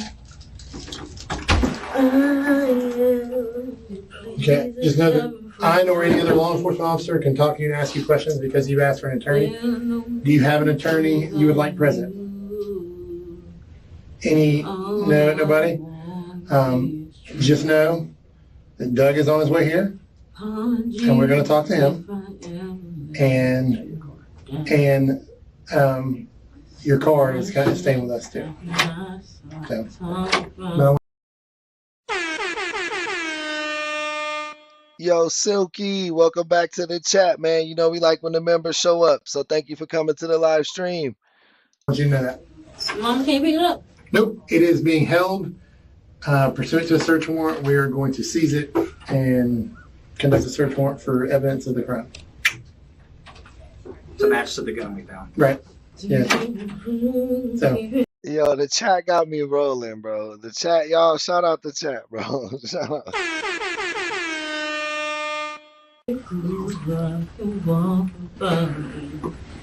Came home where my sister raised a child.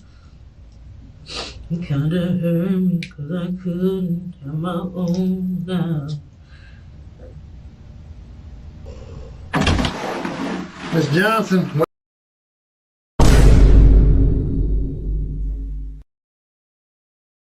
Wakey, wakey. This deputy here is going to transport you to the Alachua County Jail on charges of first-degree murder and first-degree attempted murder, like we previously discussed. And down the road, like we discussed, don't fall. Take a header down there.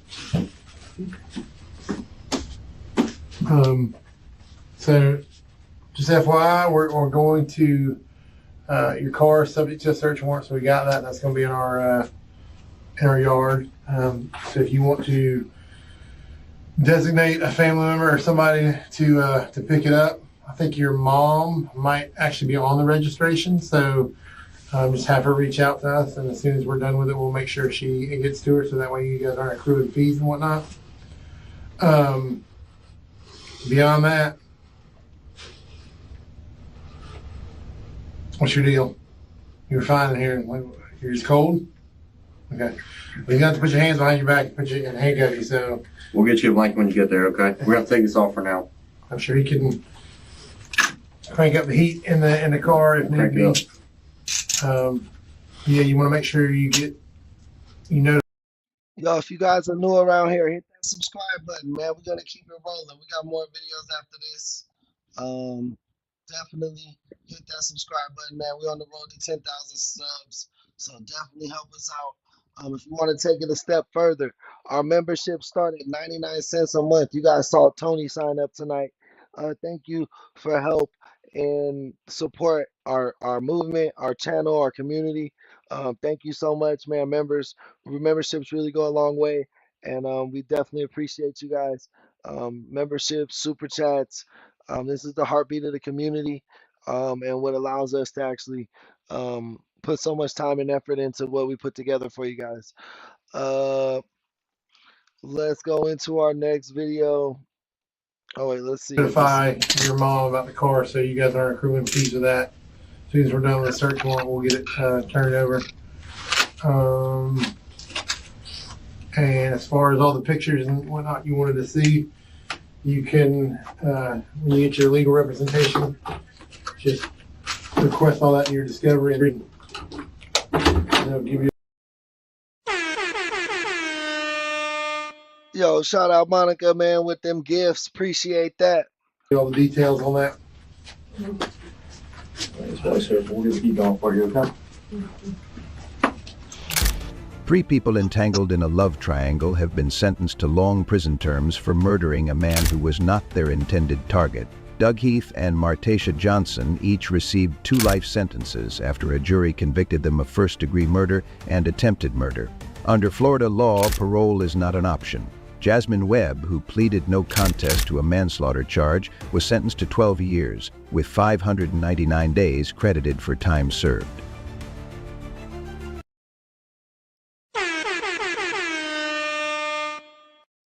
So I guess she ended up telling with her lawyer later.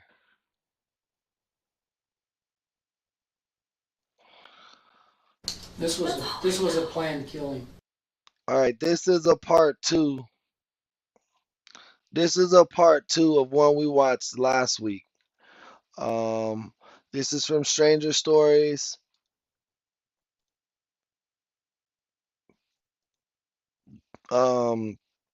Narcissistic wife tries to outsmart cops. This is part 2. She had us go all the way last week, and that shit was like more parts.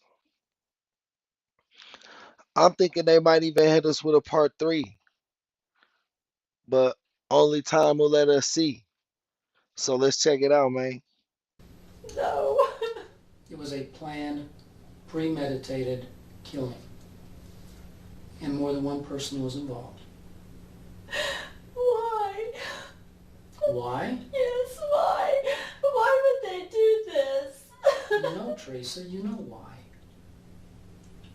Because of me? Because I wouldn't give up what I have for this? No. If this woman is innocent, then she's caught in the unluckiest alignment of coincidences in history. This is Teresa Stone. You might remember her from the last episode. She's the wife who discovered her husband, Randy Stone, shot dead in his insurance office, with no forced entry, no struggle, and even money left untouched.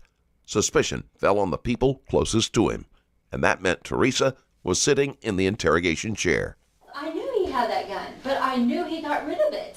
He didn't get rid of it.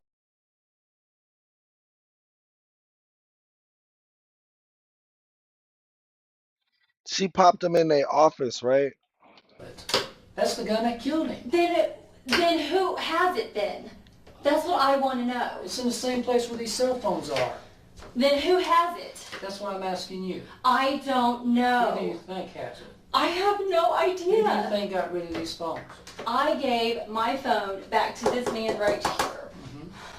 And what he did with it after that, I have no idea. On the surface, she played the role of a grieving wife. But in this episode, you'll see 3 major things. Teresa's narcissism, the secrets she's been hiding. We saw her narcissism in the first one.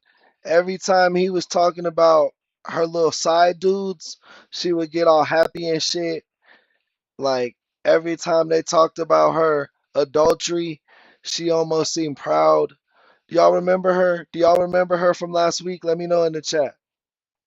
And her conviction that she can outsmart the detectives, even when some of the evidence is already caught on camera. Did I tell you we have a video? Did I tell you that? Because we have not 1 but 2 videos. We have seen the car, and we have seen the man get out of the car. Who is it? I'm not going to tell you who it is. I'm telling you, Brother Love pulled the trigger. I'm telling you, this is the motive. This is the reason that your husband is dead. It's up to you to tell us exactly what happened, exactly what was going on. All right. Now, I've got about 20 detectives out here. And I'm going to be honest with you. I got about 20 detectives out here that want to take this to a grand jury today, tomorrow. They think there's enough evidence against you to have you charged because they think you're involved in this. It's either not that you killed him, but that you have something to do with this. And do you know why? Because of this? Because your statement that you gave the other night to Detective Stewart is full of inconsistencies and untruths? What? I'm telling you, they have torn that statement apart. We have a page and a half of things that's not jiving, all right? Like what? I have told you everything that happened on that day. Well, I'm telling you that I have they have receipts to show you. My daughter was with me. We're Are not you saying kidding you. me? That's what I'm telling you. Oh my That God. there's trouble here, Teresa. There's trouble here. All right? You have got to tell us what happened that day. And if you don't tell us, then I'm telling you, I've been doing this for 24 years. I'm telling you, I can see the direction that this is going. And if you're not truthful with me and tell me everything that's going on and what you know, you're going to be a soul out on a plank, all right, all by yourself. My investigators believe that you are involved in this, either in the cover-up. They don't. There's no way. I'm telling you. I would not. I would never do anything to hurt my husband. I love him so much. That's why I was trying to get rid of this. That's why I was... Remember, they're like insurance salesmen. So you know he got some type of life insurance, and she knows that. So she probably want to get the insurance money and run away with whoever killed the guy. You know what I mean? Like that's her hitman slash boyfriend. That's what I'm guessing. I was trying to get Brother Love out of my office. We were trying to start over. I didn't want him in my life anymore. I wanted to just be with my husband for the rest of my life. Please, tell me. I'm telling you something. Tell me what is not driving. I want to know what's not. I need to know. For example, you say you went to the bank and made a deposit, right? Yes. We've been to the bank 3 times. They say that there is no activity on your account that afternoon. There is All right. 2. I have the receipt to prove it. Well, I'm just telling you what the bank's telling us, okay? If you got a receipt, we'll look at it, all right? But I'm telling you, the bank's telling us 3 times now. We've checked 3 times. You checked with U.S. Bank U.S. Bank. on my line of credit. Yes. The line of credit is not in my name. It is in Randy's name. They checked both your names, okay? We didn't go up there half-ass and just say, okay. They pulled up they were very helpful. They pulled up everything. We did it 3 times with them. And they're saying, we're sorry, but there's no activity, all right? That's their mistake. We'll figure it out. If you I will pull it off of the receipt. computer Okay. myself and show it to you. Okay. I have the receipt that I went to the bank on the square to make a deposit. Okay. I cannot I was telling you, the believe bank's saying there is none, all right? So if you got a receipt, you better make sure you hold on to it. I will go home and find it. Okay. I cannot believe this. I seriously cannot believe this. That's true, Teresa. No. She's juggling all 3 masks at once, lying, crying, and faking confusion. The longer she keeps this up, the deeper she digs her own hole. I have the receipt from my chiropractor's office. I have the receipt from JCPenney's. I have everything. I was with my daughter. I picked her up from school. I went home. My parents were there. Are you kidding me? She like, I planned this murder so perfectly. I planned it so perfectly. Are you kidding me? You can't blame me. When the detectives came over to your house to look for that gun to see if there might be a gun box or something, I've read the report and I've talked to them, and they said that you did about everything that you could think of to try to keep them from finding that box. I did not.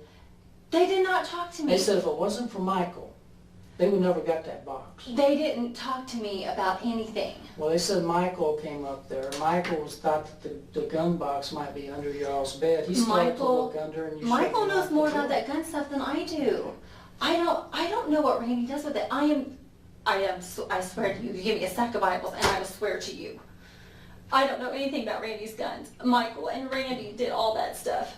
They never shared any of that stuff with me Because I didn't like them. Miranda and I did not like them. We always ran away when it came to that stuff. Do you know he always used to show that gun off? We have people that come here and say he used to show that gun off all the time in the office. He was proud of that gun. Yeah, I know he was. Okay. I know he was. And he showed it to the people, the detectives, or our clients who worked here. He always showed it to them.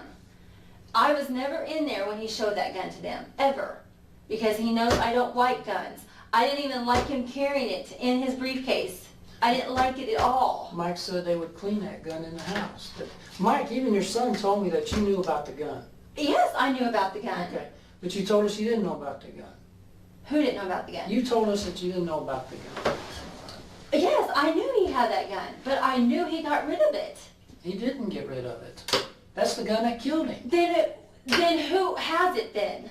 That's what I want to know. It's in the same place where these cell phones are. Then who has it? That's what I'm asking you. I don't know. Who do you think has it? I have no idea. Who do you think got rid of these phones?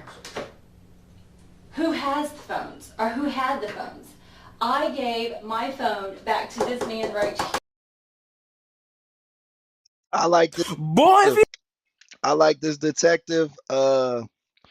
He putting enough pressure, but also giving her time to, talk. And what he did with it after that, I have no idea. Never understood this.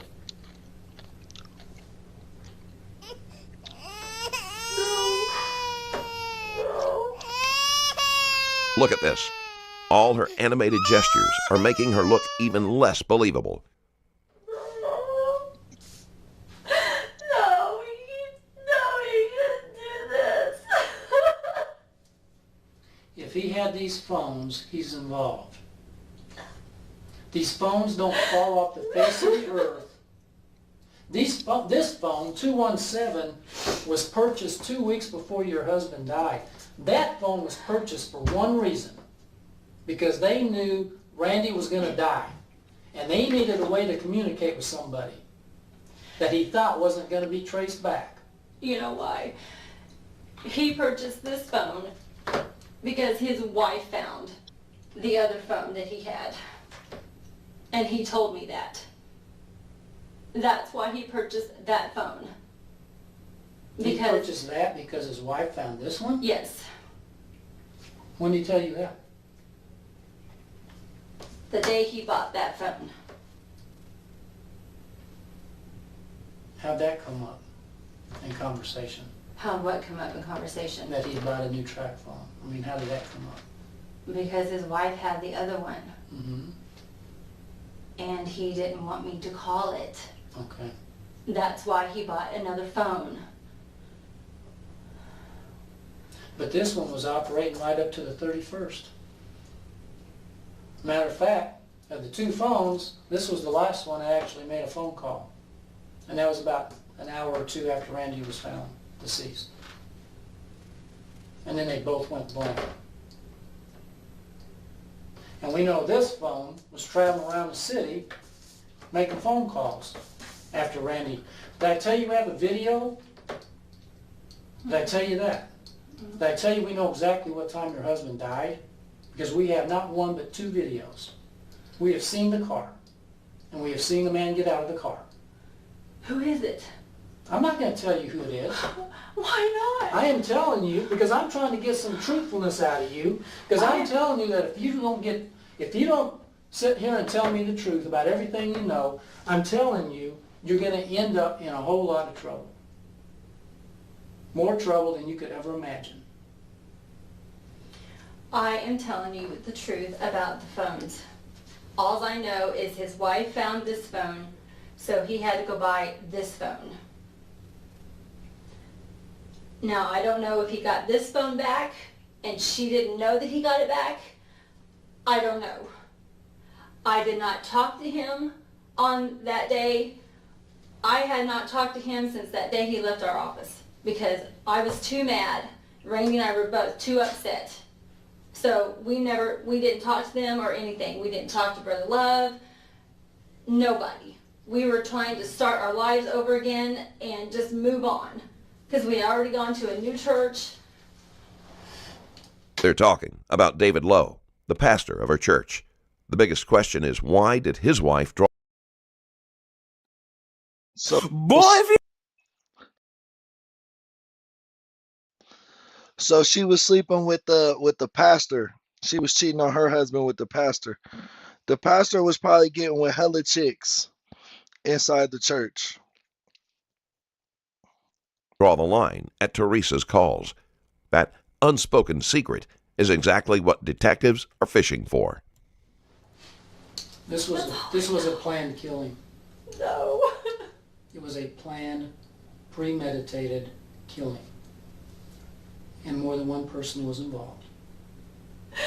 Why? Why? Yes, why? Why would they do this? You know, Teresa, you know why. Because of me? Because I would give up what I have for this? No. Your life has been spinning out of control for a while now, Teresa. It's been spinning out of control. And everything that you have learned since you were 7 years old in your church, for whatever reason, you've taken a wrong turn, all right?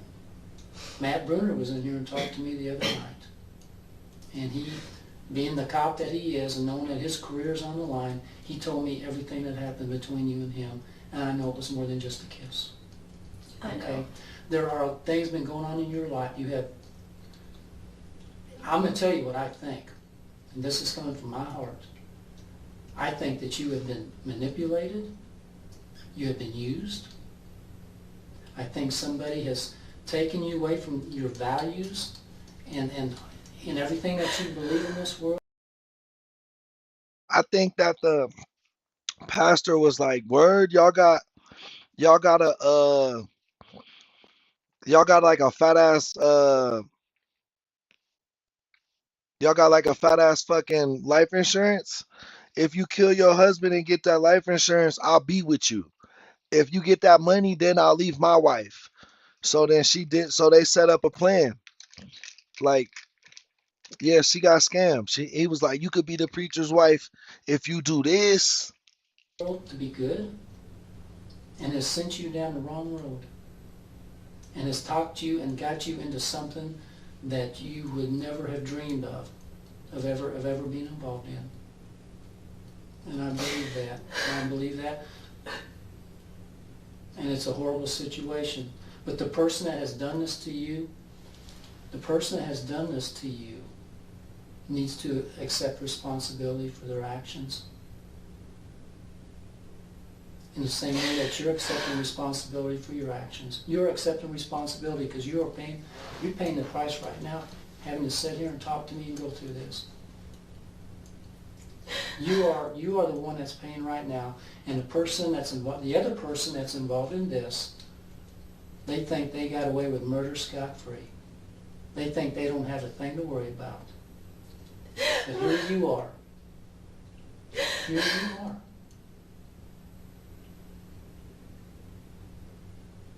And I do not want to see you have to bear the burden of this alone. I don't want to see you have to bear this. You have got to open up to me. And if you want any consideration, or if you want anybody to help you, then you're going to have to come and tell me the truth, and you're going to have to do it now. You're going to have to tell me the whole truth. You got to tell me the truth. And I'm telling you right now, I know that you haven't even been able to sleep. I know that this has eaten you up. You're not a bad person. You weren't raised to be a bad person. And I'm telling you that you cannot bear this. You cannot bear this on your own. Let me ask you one question. Yeah. You're not lying to me about anything in here. There is not one lie that's been said in this room. And I will tell you something else. There's stuff I know that I'm not even going to tell you. All right? And I can't tell you, because I can't sit here and tell you everything. Because when you walk out of here, you've got... Yo, shout out that boy Bradley with the happy pool. Oh, that boy Johnny. thank you for the super chat, man. Appreciate you guys both sponsoring today's episode, man. Really, really appreciate you showing the love. Thank you so much. Cell phones. You got people, you can talk, the thing is, I can't tell you our whole case, but I can tell you there's more evidence than what's on this table. But I'm telling you this because this is a wake-up call for you. I'm trying to make you understand we're serious here. We're not playing games. I'm telling you that there is a prosecutor out there that is chomping at the bit to get involved in this thing. You know something that you're not telling me. You know more than what you're telling me, and I'm telling you. I just want to know if you know who did it. Can you please tell me that? We have our suspicions. And I'm telling you, probably within a few weeks, we're going to know for sure. But by then, it's going to be too late. If you're holding back, it's going to be too late for you. It will be too late because it's, right now, like I said, I've already got people out here that honestly believe that you've been holding back and you have not told us everything that you know about this situation. And that in itself will get you charged in a court of law. On a case like this, anybody who does not cooperate fully and disclose everything that they know is subject to get drawn into this net. And those that are cooperative and fully honest and come to us and say, this is what happened. The first person that comes to that door, comes into this office and makes that statement, that is the person that gets consideration. That is the person that looks like they have a conscience. That is the person that looks like they actually care about what happened that day and they want justice and they're willing to accept responsibility. That is the person that is going to get back on the road to where they need to be, especially with their Lord. I'm telling you, if you know something and you don't confess now, I'm telling you, you're not going to be able to get through this. They've tried empathy. They've tried pressure. And now they're circling in with both. Interrogation psychology says someone can only juggle lies for so long. Let's see if this is the breaking point. Now on my Patreon, watch the interrogation of a father accused of killing. He's lying to me, I'm going to call him on it. And that's the way it's going to be. I don't treat anybody differently. I'm calling it on you. I'm calling you. I don't think that you're not being truthful with me about the nature of your relationship. And it's important. Do you understand that I'm scared? I understand you're scared. And if you tell me why you're scared. She about to play the I'm just a girl. I'm just a girl. That's going to be her role. What exactly scares you, I will try to help you. We'll get through this. Because when you say you're scared, I need to know exactly what is it that scares you. Because if that's what's keeping us from getting to the truth tonight, we need to take care of that. And we will. What scares you?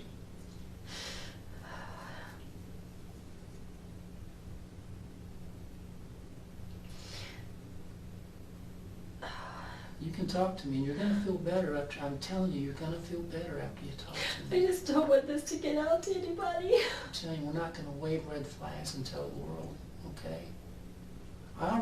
Teresa, I already know what you're going to say, but I have to hear it from you. I have to hear it from you.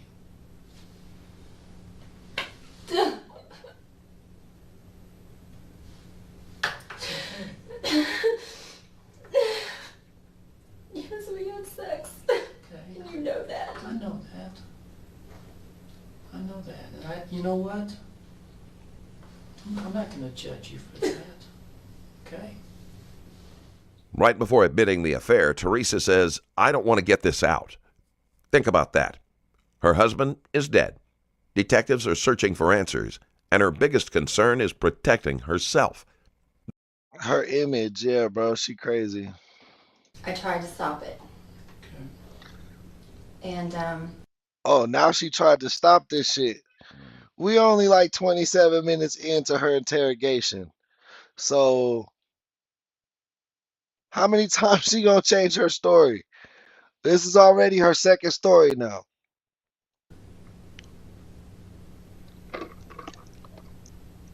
I wouldn't. How do you take it? Not very well. Tell me about it. Hours into questioning, when most people would be emotionally drained, Teresa still manages to laugh.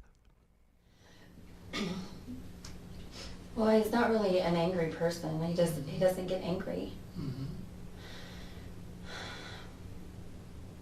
But he just wasn't happy.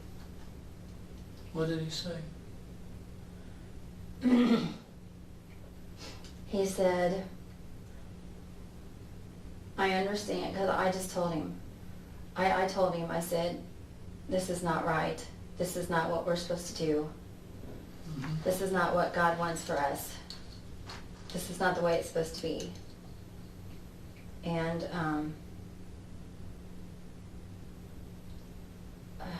I don't even remember what he said.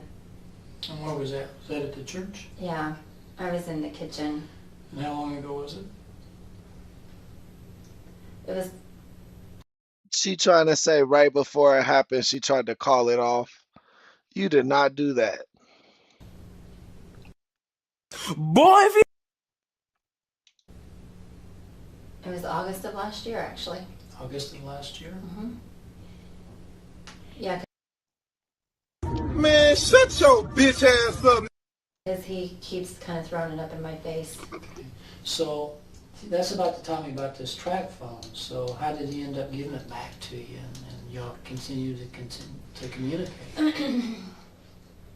Because he just kind of slid in there again and kind of made me feel bad, I guess. Okay.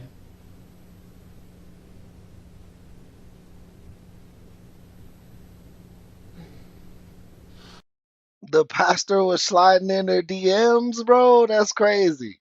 So, this, as you're describing it to me, freaky ass pastor. Boy, if snitching. Everybody, he's snitching. Hey, dude, get back. Damn, I hit all the wrong shit. Freaky ass pastor. This is pretty involved with David. Yeah, it was. Okay. More than I wanted it to be. David wrote in his letter here, let's see, there's a line in here. I'm not in control of things yet, but when we are fully together, our birthdays will be exciting, blah, blah. What's that mean? I'm not in control yet, but when we are fully together,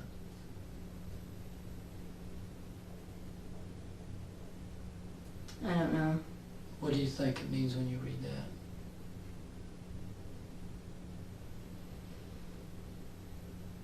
Maybe not in control yet. Maybe he had something in mind. Did he ever talk to you about anything he had in mind? No. I always told him, if God wants us to be together, then he will put us together. She didn't say none of that shit. Boy, if you... I always told him that. And I always told him, I said, I love Randy. And I hate doing this. Stop the cap.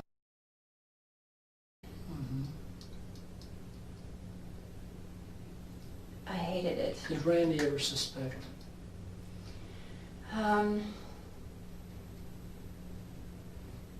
Maybe after after the second year, maybe. Okay.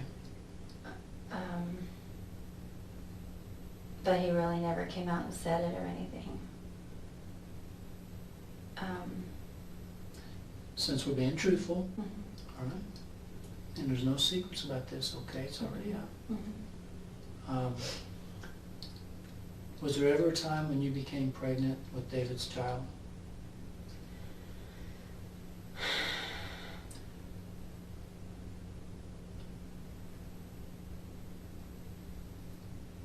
Because I think you did.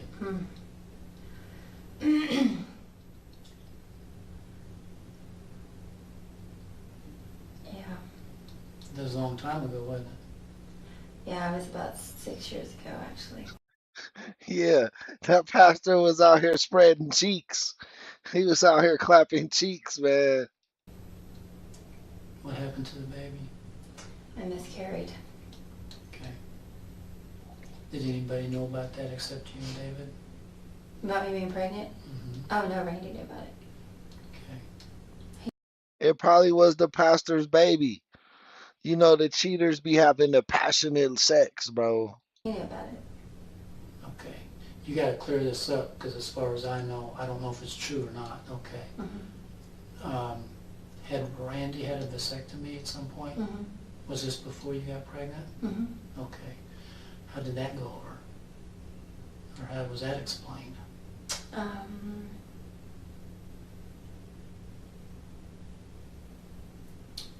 Because we went to the doctors and the doctors told us that it happens a lot. Okay. So you just figured it was a malfunction for Yeah. your lack of a better and word, we had we had a couple clients who had happened to them. Okay. So How did David take it? I guess he knew. What did he, or did he know? oh yeah, he knew. How did he take that news? Well, he was kind of shocked. He didn't see how it happened, but I don't see how it happened either. But Okay. and in that situation, all I can say is that God spared me that day. You mean the miscarriage?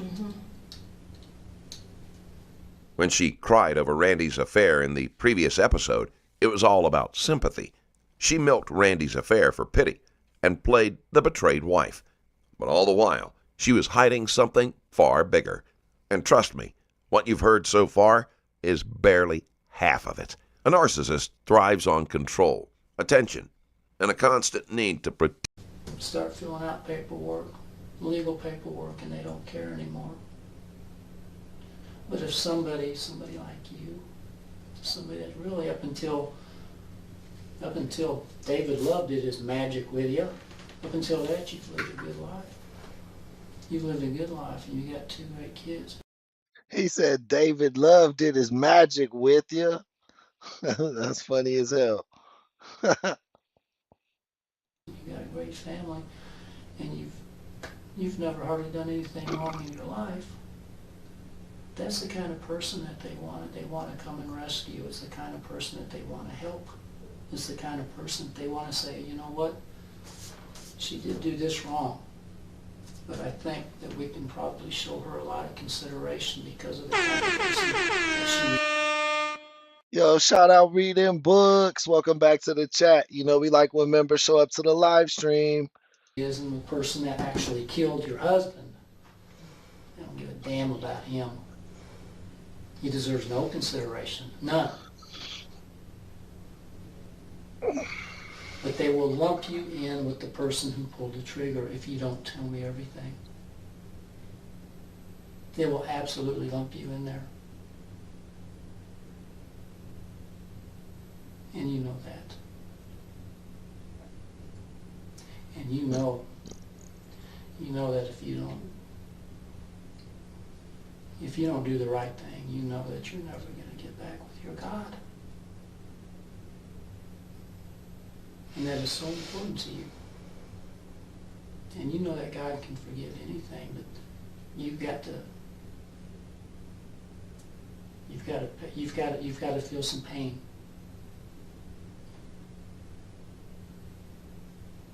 You got to feel a little pain before you can feel good. And you know the Lord, he felt a lot of pain. But look at the good that brought. It was after. And you may be protecting yourself.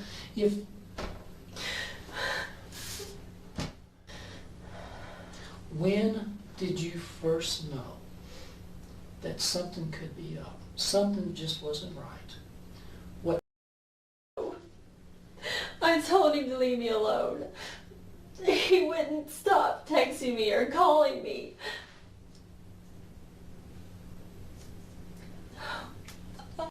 That's a bad excuse. So basically, he just gamed you up into killing your husband? That's terrible. Can that happen to a woman? That's terrible. Like, can that happen to a husband? Like, goddamn.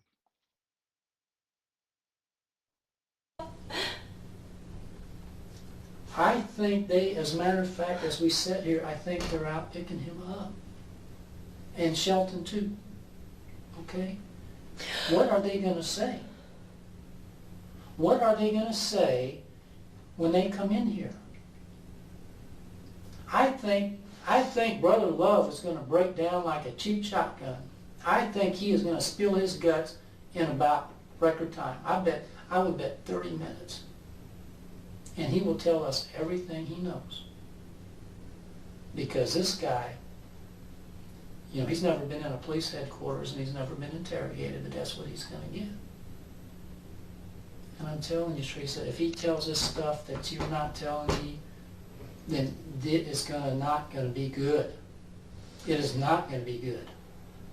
I'm telling you. If you had knowledge about what was going to happen before it happened, you got to tell me now. I did not know anything.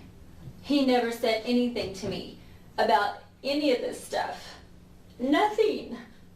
Until that day I got that text message. But you never asked him about it after it was over. No. Because I was scared of what he might tell me. Boy, she's so annoying. And I don't know why. Did you want to continue to be with him? No, I did not. Did you not want to rock the boat? Let bygones kind of be bygone. I know that sounds I wanted him. flippant, and I'm not trying to be flippant I here, wanted but him out of my life. Hey, yo, Twitch, man. Welcome to the chat, my boy. I mean, you know, I wanted to break it off. She tries to soften the story with, I wanted to end it. But we already know that's not reality. At this point, that line is less confession and more cover-up. He would just tell me that he could take care of it. could take care of what? Could take care of. Bro, yeah, her pastor sound like a WWE wrestler or some shit. Him and I being together. When was the last time you had a conversation like that? I mean, estimated, ballpark range. A couple months ago. Couple months? How often would he talk like this? And I would tell him, it is not in your hands. It's in God's hands. If he wants us together, he'll put us together. And you said that earlier. And I said that several times to him. I told him. And he, of anybody, he should know that. Of course he should. Of course he And should. he knew I didn't like it when he said it either. I kept telling him, it's not in your hands, it's in God's hands. What were his exact words? Exact words that you remember. Boy, he just... Now, don't try not to paraphrase. Try to tell me what came out of his mouth. If you can.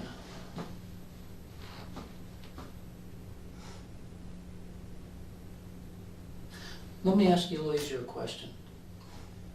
How would a conversation like that even begin? I mean, put it in context for me. How would something like that even come up, or even how would that even start to happen for him to even make a comment like that? Well, I never really talked much. He, he would just start the conversation and just say that, we would do good together in the Lord's work, and he said, God's sees what Randy's doing to you, and he sees what Ken's doing to me, and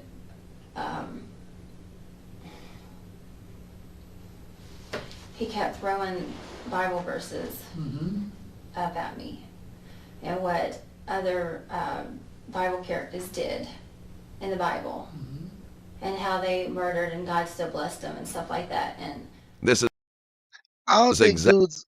I don't think dude's last name is Love, bro. I think he just wanted people to call him Brother Love. Like he wanted that title. That's what I'm going with. That's not his real name, bro. That would be an acceptable option. no, I told him, I said, because he even implied it about his own wife. Tell me about that. Well, he even said that he would take care of her too. Let me ask you this. We know that Randy was killed with his own Glock. We went out to your house, or your parents' house, and got shell casings, okay? From when he used to target shoot. Okay. And yeah, we already told you, they told you that night that they found a shell casing at the scene. That was, well, the ballistics that was Damn, they killed bro with his own gun, bro. That's lame. all that was checked out. They were same weapon fired of shell casings. All right? Okay. I want to know how anybody could get into that office, get that Glock, and shoot your husband. Because we're talking about the former war guy, the Marine, the guy who knows karate, the guy who is on his game, the guy who is always looking around and looking around for you. How would anybody get that gun away from him? I don't know. I have no idea. I keep asking myself that all the time. Well, we I know, don't understand it. we know that whoever went in there, one, knew the gun was in there and how to find it, And I didn't even know he had it in the office. or two, somebody gave the gun to them and they walked in there with his gun. But if... And that makes more sense. Because Randy's not going to let just anybody go into his office and go through dresser drawers, No. right? I've been in the office. Yeah, how could they, bro? This guy was basically Chuck Norris. Nobody's going to go in there and even walk around his office to the back of his desk, because that would be, other than someone like you or Miranda or Michael, that would be probably very unusual for any customers or even church people to walk back there. There would be no reason for him to go back in his space. No, he Right? didn't even like me going back there. Exactly. So when the person came in, my investigators, and I trust them, I trust what they're telling me, he already had the gun. Who had the gun? The man who killed your husband had the gun already. There's no way he could have got that gun away from your husband. The gun was passed off to him, is what I'm trying to tell you. That is why I got 20 detectives out here that want your head on a platter. Who would have passed that gun off? Only you would have been able to do that. No, I don't touch guns. I don't like them. But you were in his briefcase. No, don't. I know you don't like guns, okay? I know you don't like guns. It wasn't in his But that briefcase. doesn't really matter, all right? That's the only time I opened his briefcase, was to find that Avon book. Other than that, I never touched his briefcase. I never touched it. I never touched his briefcase, ever, unless he asked me to go get something out of it for him. And you asked, but you did get in his briefcase to look for the Avon catalog. Yes, I did. Okay. Yes, I did. Did you take the gun out of there and pass it off to somebody when you left? The gun was office? not in his briefcase. The gun was not in his briefcase because I laid it flat on the floor. I opened it up all the way. There was nothing in there. He always had it. When I saw him carry it, and this was last year, the last time I saw him carrying it in his briefcase. The Glock. The Glock. It was he always put it at the side of his briefcase underneath all of his paperwork. But you could see it. It was big. It was plain as day. You could see it there. It was not there. She struggles to piece together simple sentences. Yet when it comes to protecting herself, the recall is instant. This selective memory is going to be her downfall. Now, I think you've done pretty good here. I really. In her brain, that's what's gonna keep her rocking though. She's in self-preservation mode. She like, look, I know I didn't do shit. really do. You've told me things here that I didn't expect that you would tell me, but you did. And I'm proud of you, Teresa. I'm proud of you that you have come forward and you've told us what you have. But you don't believe me. No, I believe the things that you've told me. I believe that text message. I believe everything you told me about David. I believe that you have had this decade-old long affair with this guy. I believe all that stuff. I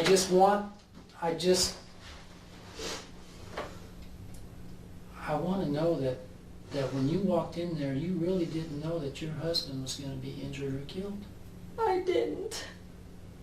I was just expecting them to be talking or arguing or something. I wasn't expecting anything like that. Not at all. But you're helping David by not, for the last 20 days you've been helping David by not coming forward. You know, a woman who's lost her husband like that should be burning up my telephone. You should have been burning up my telephone. Do you realize that in the 3 times that you've been talked to now, well, the time that I talked to you last week and today, and I've talked to you on the phone a couple of times, right? Not one time have you said, do you know who the bastard is who killed my husband? Do you? She don't give a fuck because she know who killed him. It was Brother Love. He came with the elbow off the top rope. You know what are you guys doing to find the killer of my husband? I want to know what you people are doing. That's what I get from family relatives on all of our other homicides. That's what I get. But I haven't been taught that way. Well, I'm not saying you have to curse, but what I'm saying is you have never even asked me, Detective Rosewarne. Chicks do be using that excuse. Nobody taught me that. Nobody showed me that. Please tell me you got some news for me. Tell me you got some leads. Tell me you think you know what happened. Because I'm the type of person who doesn't want to bother people. I know. Your husband of 20 years has been killed. I know that. And you're not even asking me how the investigation's going. Are you kidding me? It makes me think that you don't all the time. It makes me think that you don't want to know if we're making progress because you're afraid we're going to find something out. You're afraid we're going to find something out. You should have been burning up my phone about that, if nothing else. I understand why you're afraid, why you're embarrassed about the affair. I understand that. That's normal that you wouldn't want to talk to me about that, okay? But that text message that you got, don't go to the office, urgent, don't go there.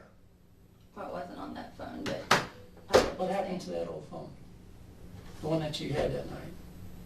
What, that one? No, well, when you were here, we were taking pictures. This one. Was that one? Yes. Okay. It's the same phone. Well, you just said that's not my phone. Well, I was talking about text messages like you just thought I got. But you didn't even bother to tell us that.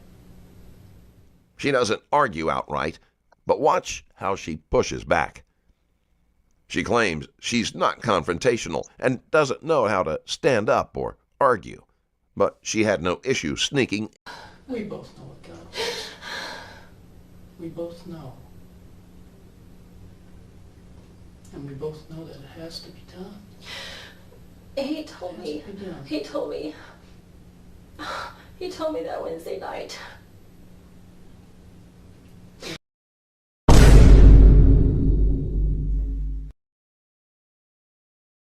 Night? He told me that Wednesday evening at the crime scene. Okay. That if you guys ask about the gun, months ago. I just have a feeling that he took it. I don't know how, I don't know where. So you think that gun's been gone for 3 months? But Randy's never talked to you about that? Yo, welcome Chris 25 into the chat. You know, we like when the members show up to the live streams. He told me that. At the crime scene. If the police ask about Randy's gun, you're to tell them that he sold it 3 months ago. Do you think he sold it to Randy? Do you think he sold it to David? I don't know. I honestly don't know. I don't know. Okay, listen to me, okay? He also told me, and I should have called you. 1000 HP, what's poppin'? You know what he kept telling me? He kept telling me everything was going to be fine. Everything was going to be fine. He took my baby away from me. How do you know it was him? Did you know it was him before you... Yo, that boy Twitch just dropped 5 on the super chat. Show him some love, guys. Definitely appreciate that, my boy. That's the heartbeat of this channel. You already know. Definitely show him some love in the chat, guys. Thank you for helping sponsor in today's episode. Came into this room. Is that a yes? And how did you know? Oh, I can't believe he did this. How did you know that it was him before you ever came up here tonight? You know I haven't been sleeping. Yeah, I know you haven't. This is tearing you up. This tearing Miranda. And This I'm tearing trying to you. protect a godly man. Supposed to be a godly man. He told me in my room that next day.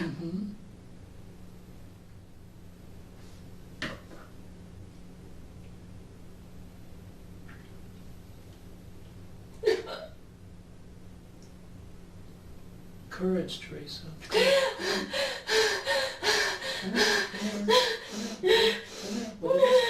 Teresa, what did he say? He says, you know, if you tell them that I'm going to go to jail for murder. If you tell them what? Teresa, if you tell them I'm going to go to jail for murder, but tell them what? He didn't specifically say. What was he at? I mean, he must... I don't know. He just said if you tell them. He said if you tell them that I did it, I will go to jail for murder. Or if you tell them I did it. He told me that. And why didn't you tell us? She's saying she didn't tell them because she's not confrontational and she didn't want him to go to jail forever too. Like that doesn't make it not against the law, lady. You still gonna go to jail for doing some dumb shit. Why don't you tell us about that information? I guess I was just angry at him and I just thought maybe God would just take him away and punish him. Why did he go to Colorado? I don't know. Was that scheduled? I didn't know they were going out of town. I don't know. His name was Brother Love. That was his name. That was his pastor name. What about Shelton? I didn't know he was leaving either. I was I don't know gone. if it was scheduled for him to leave. Well, he had told me a couple of months ago that he was going to take his wife away for her birthday. Mm-hmm. And he told me that Shelton was going with them. But he wound up going to South Carolina instead. Did he tell you when he went in there? Did he tell you what happened? Yes. And if this is probably, of all the things we've talked about, this is probably the most important. What did he say happened? You want to know what I told him? Yeah. I told him, I said, this is not the way God wanted it to be. When does this come? You about to make up some fake ass soliloquy that'll make her sound better, you know what I mean? Conversation the day after? In your room? Okay. I was so mad at him. And you told him that? I wanted. It's not what, yes, if God, because you told him already. If God wanted us together, we would be together. Okay? And then what did you tell him? I told him, I said, I think I literally told him I hated him. Mm-hmm. I told him not to touch me. And he kept telling me it was going to be fine. He kept telling me everything was going to be fine. Okay. And then what else was said? He told me he didn't even see it coming.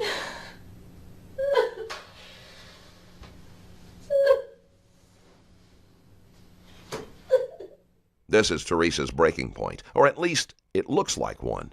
But interrogations are tricky. Sometimes the first confession is another version of the lie. Because he's telling you, if they ask about the gun, he sold it. You tell him he sold it 3 months ago. And it is awful. I'm so scared and I'm so upset. My tears won't even come out of my eyes. It is okay. It is okay. Because, all right. When Teresa blurts out, "Tears won't even come out of my eyes," it's a bizarre admission. But the strange part is, that moment of self-awareness would mean nothing. For another 30 minutes, all she would offer is, "I don't know." Come on in, John. Hi. This is John Howell. From me about that. Not a lot of information about the texting. Tell us about the text messages and the phone calls. Let me try to be as plain as I can. Well, can I go back to the 17th? Sure. Okay. That night before,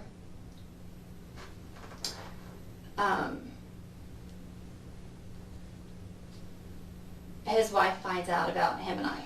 How'd she find out?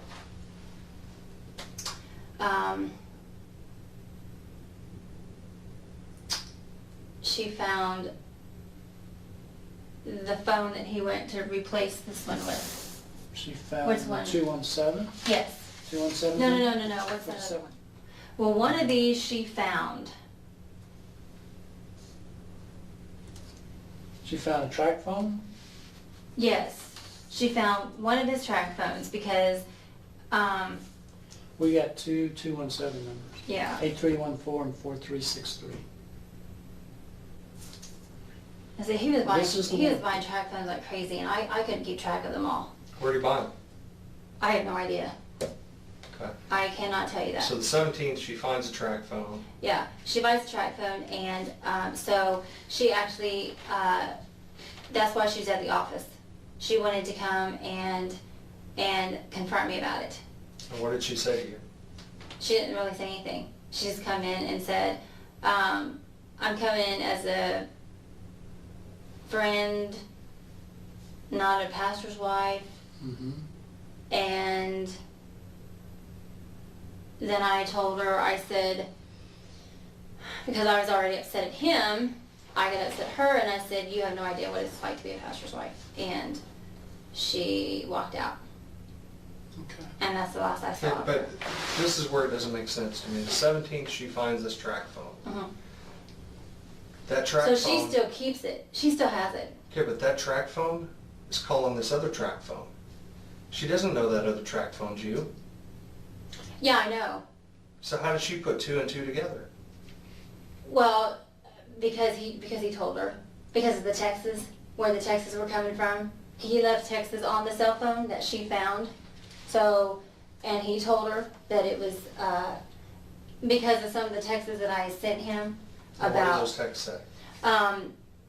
One of them said, I am walking Lizzie, and I have a dog named Lizzie, and I'm the only one that has a dog named Lizzie. And I told her, and I said on there that I am wearing, what was I wearing? Oh, I was wearing a Tar Heel sweatshirt, and he likes the Tar Heels. Is that right? Yeah, yeah. So she automatically knew that it was me. And she confronted him about that. And that's how she knew. Did he tell you that? Yes. Did he tell her the whole thing or just a little thing? Did he lie? No, he told her the whole thing because... That's been going on for 10 years? Oh, no, not all that. Just the track phone thing. He just told her... What was his excuse for you guys having track phones? That he was counseling me through Randy's time of the internet stuff. Yeah. And she bought it? Well, no. No, because it was... But she comes down there on the 17th to confront you. Mm-hmm. But she never gets it out. No. So how do you know that she was there to confront you? Because they called me and left a message on this phone from the church at like 7 o'clock that morning or something, and said that she wanted to meet me at my office. And she...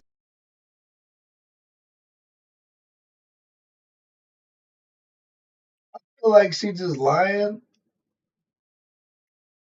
Like she tells a little bit more of the truth every time she retells her story.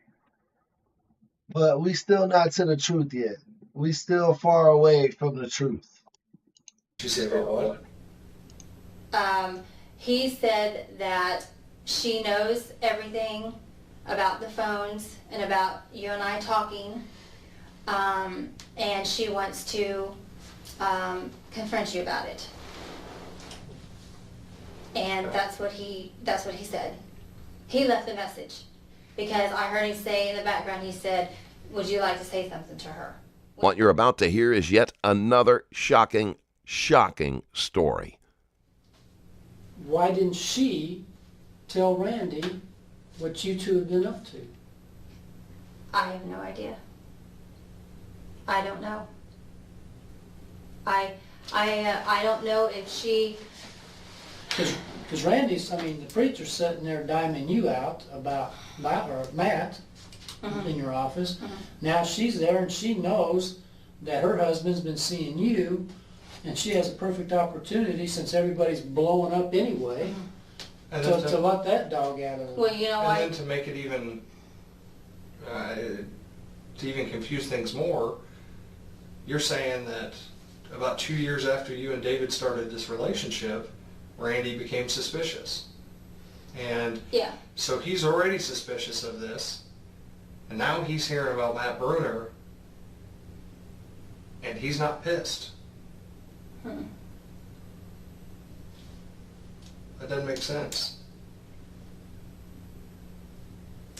He, he told Pastor, he says, well, Teresa and I will continue this conversation after you leave.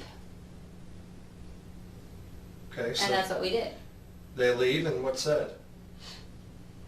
With Randy and I? Mm-hmm.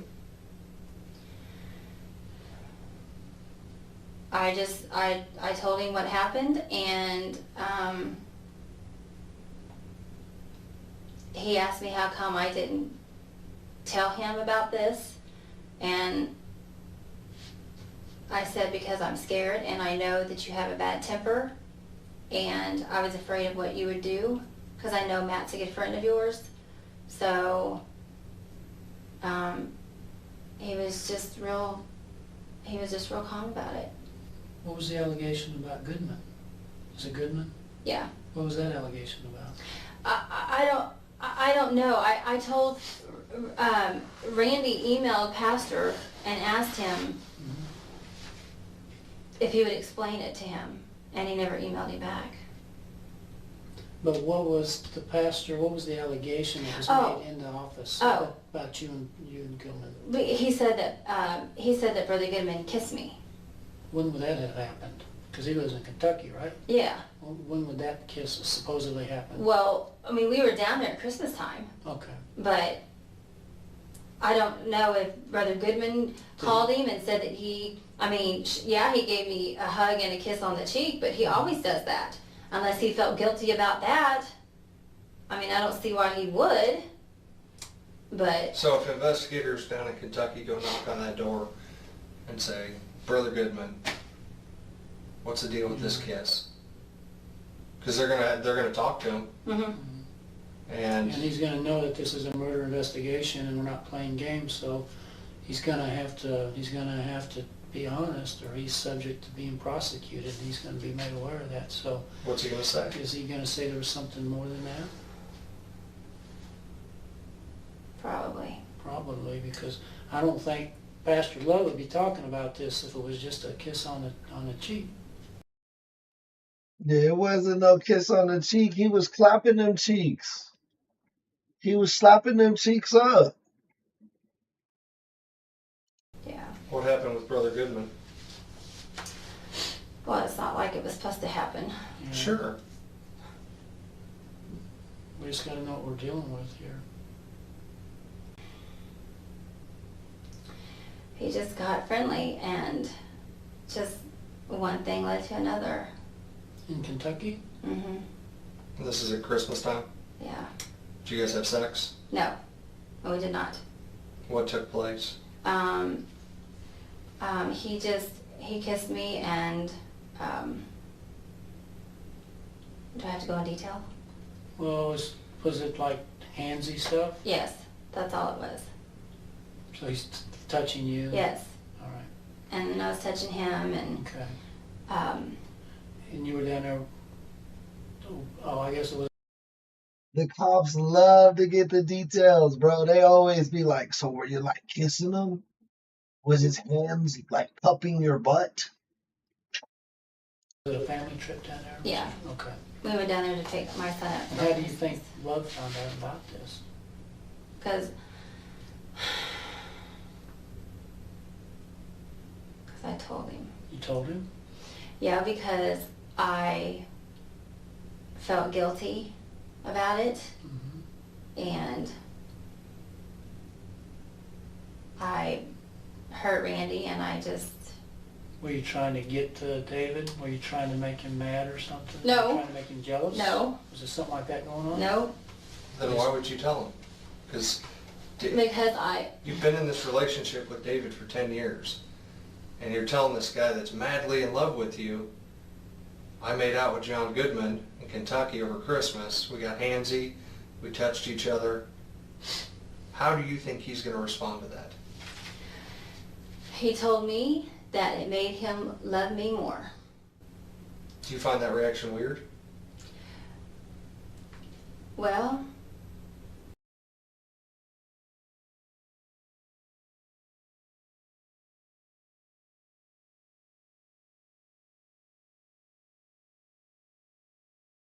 Oh, hell no. She's so dumb. Like, she don't care what the compliment was. If she perceived what you say as a compliment, she's so ditzy that it's like, it's okay. You know what I mean? not really, because Randy still loved me no matter what I did. With, Matt, he still loved me no matter what. He told me, Randy told me, he says, I'm going to keep you close to me. And I said, I wish you would. I wish you would keep me closer to you. It's almost like you don't trust yourself when you're away from Randy. Isn't that sad? No, it's not that. Lady, you got talked into a whole murder. She got talked into a whole murder, y'all. Talk about some, I don't trust myself when I'm not around Randy. Like, you got talked into taking him out, taking Randy out. That, it's just that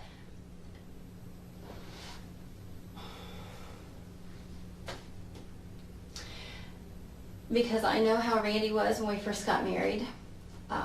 I still have no self-esteem. He didn't love me when we got married, and he didn't, he would never hold my hand in public. He was never affectionate to me. Throughout the course of your marriage? Yeah. That's a lie. When people be like first married, that's when they love each other the most, bro. She lying. Up until probably about 4 or 5 years ago was when we really started getting close again. What was the turning point?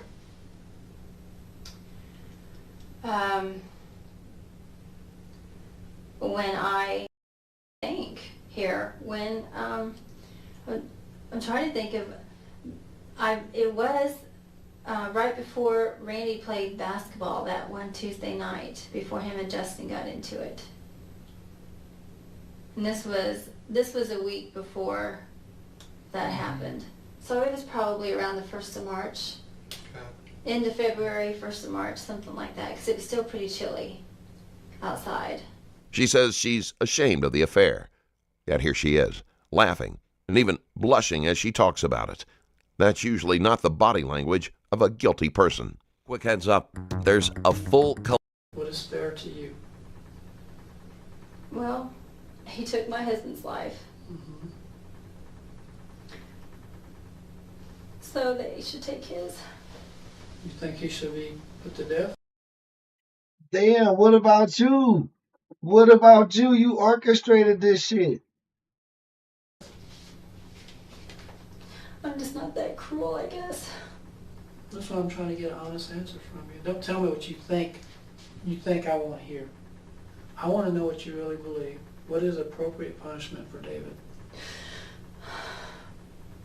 In your heart.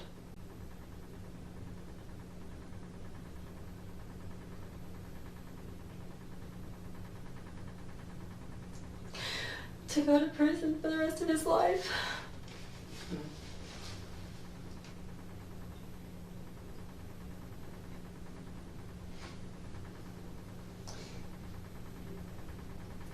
Teresa, things aren't adding up with what's being said from other people about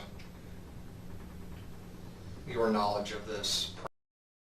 Teresa thinks she a baddie. She like, I'm gonna get away with this. Prior. As far as him talking about, this is what I want to do. Him talking about what he's going to do with his wife. You know, the marry me Teresa and all this other stuff. Okay? I don't want this man who murdered your husband, who took your children's father away from them. Now, before you answer this, remember your daughter crying and asking or writing in her journal, who's going to walk me down the aisle? He took all this away from them.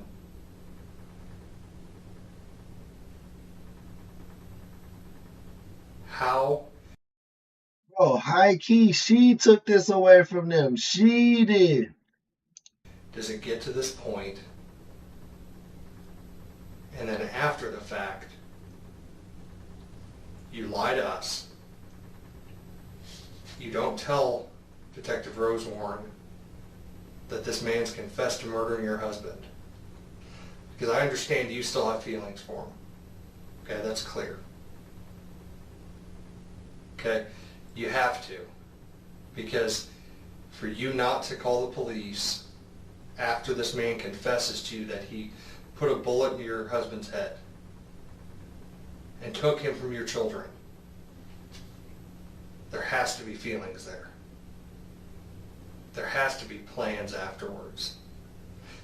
Do you not think that here down the road, whenever he gets rid of his wife, that even if this would have passed and this goes unsolved, that Detective Rosewarne wouldn't have been able to put two and two together? Because you guys were very careful about using track phones. Yeah, this whole shit was planned down to the wire. That's why she's shocked. She's shocked they got caught. She's like, I'm so smart. This should have worked. And you had pretty good discipline on the phone. You communicated with him. You use voicemail instead of talking directly to each other a lot of times. I mean, all that stuff just shows evasion, it shows covertness, trying to be covert, trying to be slick. Calls to the office in the morning where you talk for 10, 15 minutes. And, you know, Well, I have gone over... I mean, because he knew that Randy wasn't there. That's why he called me. Well, we figured that part of it out. It's what you guys... You know, Detective Rosewarne has been in here a long time talking to you. And the biggest thing we don't understand is why, after the fact,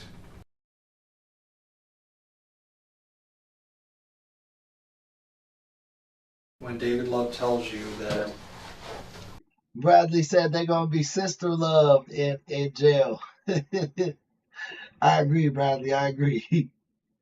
about what he did, why you kept this a secret.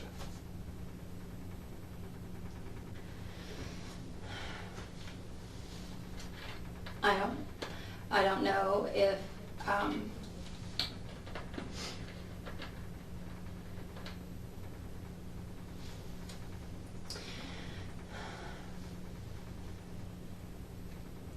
I don't know how many times when I was by myself I would say, and I'm just being honest with you, and I know you weren't there and nobody else was there.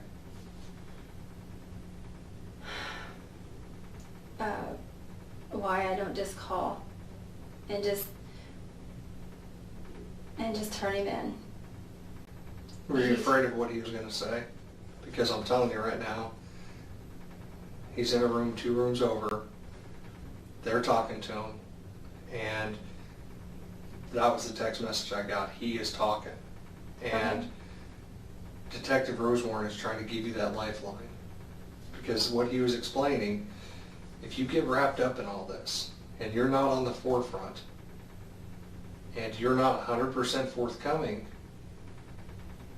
he can't help you. I understand. And you've got to think about you. You've got to think about your children. Okay? Not him. So, is there anything you haven't told us? And before you answer, think carefully. Okay? Because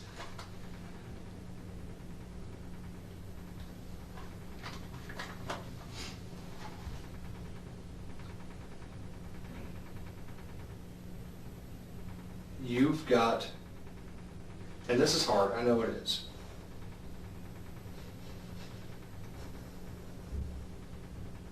But I'm telling you, if David says, she knew I was going to do this, and I don't know what he's saying right now, so let me say this. What would you say if he does say that? If he says, she knew I was going to do this, that's why she left the office, that's why she went to all these places. Then he is lying. And he lied to me. What do you mean he lied to you? Because he always told me all the time. He would just... Yeah, I think that too, Bradley, because like they said, someone had to grab the gun either when he wasn't around so they had access to it, or someone that could grab it without alarming him. I think it was the first one. Like, she got the gun, gave it to the guy. She's like, yo, he'll be in the office around this time. He just came in after dude came in, shot him, and left. racking in my brain. that he would protect me, he would take care of me, he would do all of this. And Okay, but he can't do that until you're his. I know. Okay? So he's in save his butt mode. Hours had passed, lies had stacked up, and still no confession. Just when you think this interrogation has hit a dead end, it takes a turn straight out of a movie. The detectives are about to change the game. If Teresa wouldn't crack, maybe David would. Have a good night, Johnny. I never thought of this. All right. I'm not gonna let this keep going on, okay? We've been honest with you about everything except one thing. I'm gonna tell you we don't have a pastor, but we want to test your integrity. I'm convinced that you're telling the truth, okay? I am. But we just wanted to bounce that off of you to see how you reacted, okay? It's just the technique that we use. All this other stuff is true. That's the only thing that I haven't been honest with you about. Remember when we talked earlier, would you be willing to try to talk to David? All right. It would probably go a long way to help you if you would be willing to give him a call. We'll give you a phone. Now, I know like I said, I know he's a pastor. He probably gets phone calls.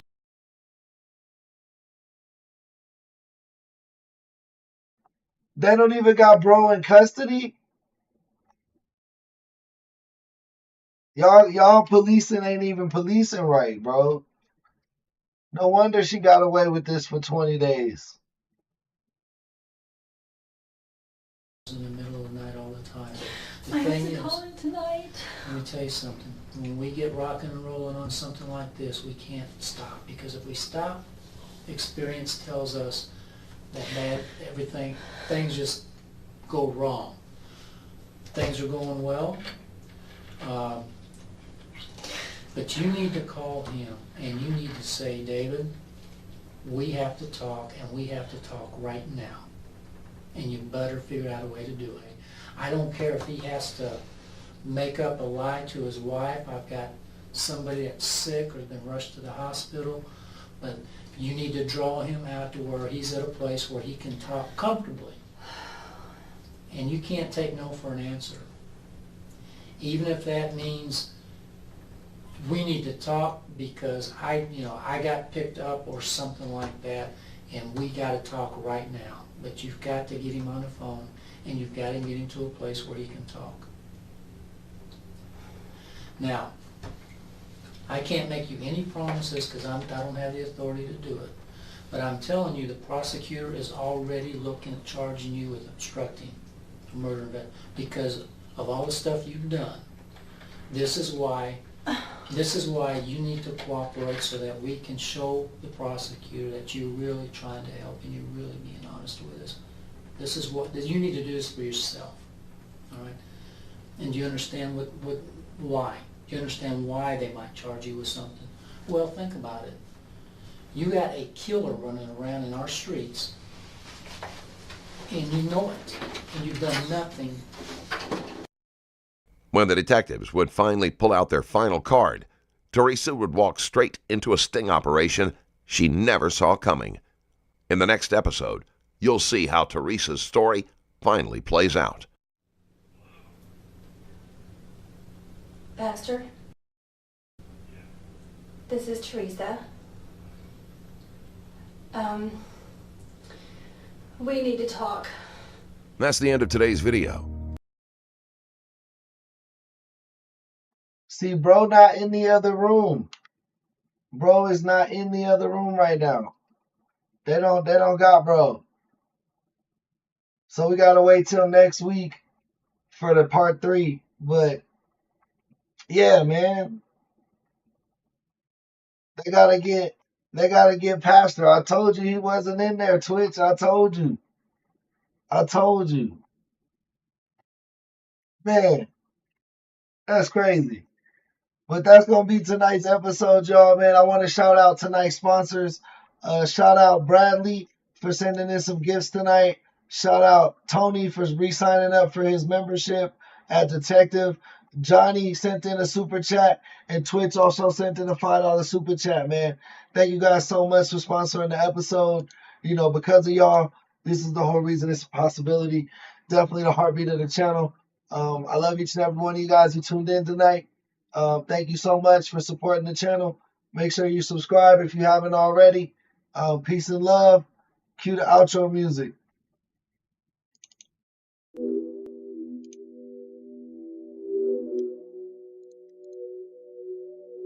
And the art of punching is when you can throw two punches that sound like one. You can throw punches, you can hear them.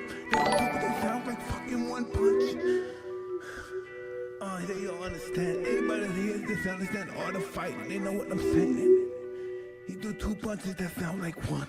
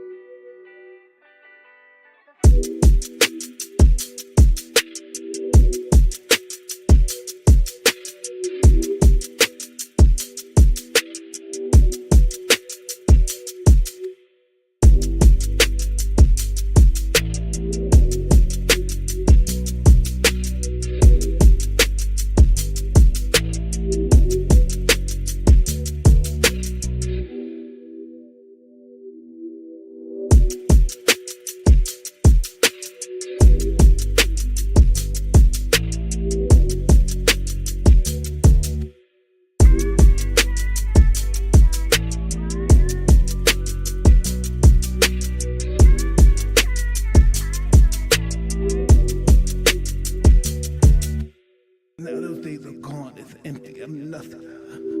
I'm working on feeling the art of humbleness. Can you be with me? That's the reason why I'm crying, because I'm not that person no more. And I miss him. Because sometimes I feel like a bitch. Because I don't want that person to come out, because if he comes out, hell is coming with him. And it's not funny.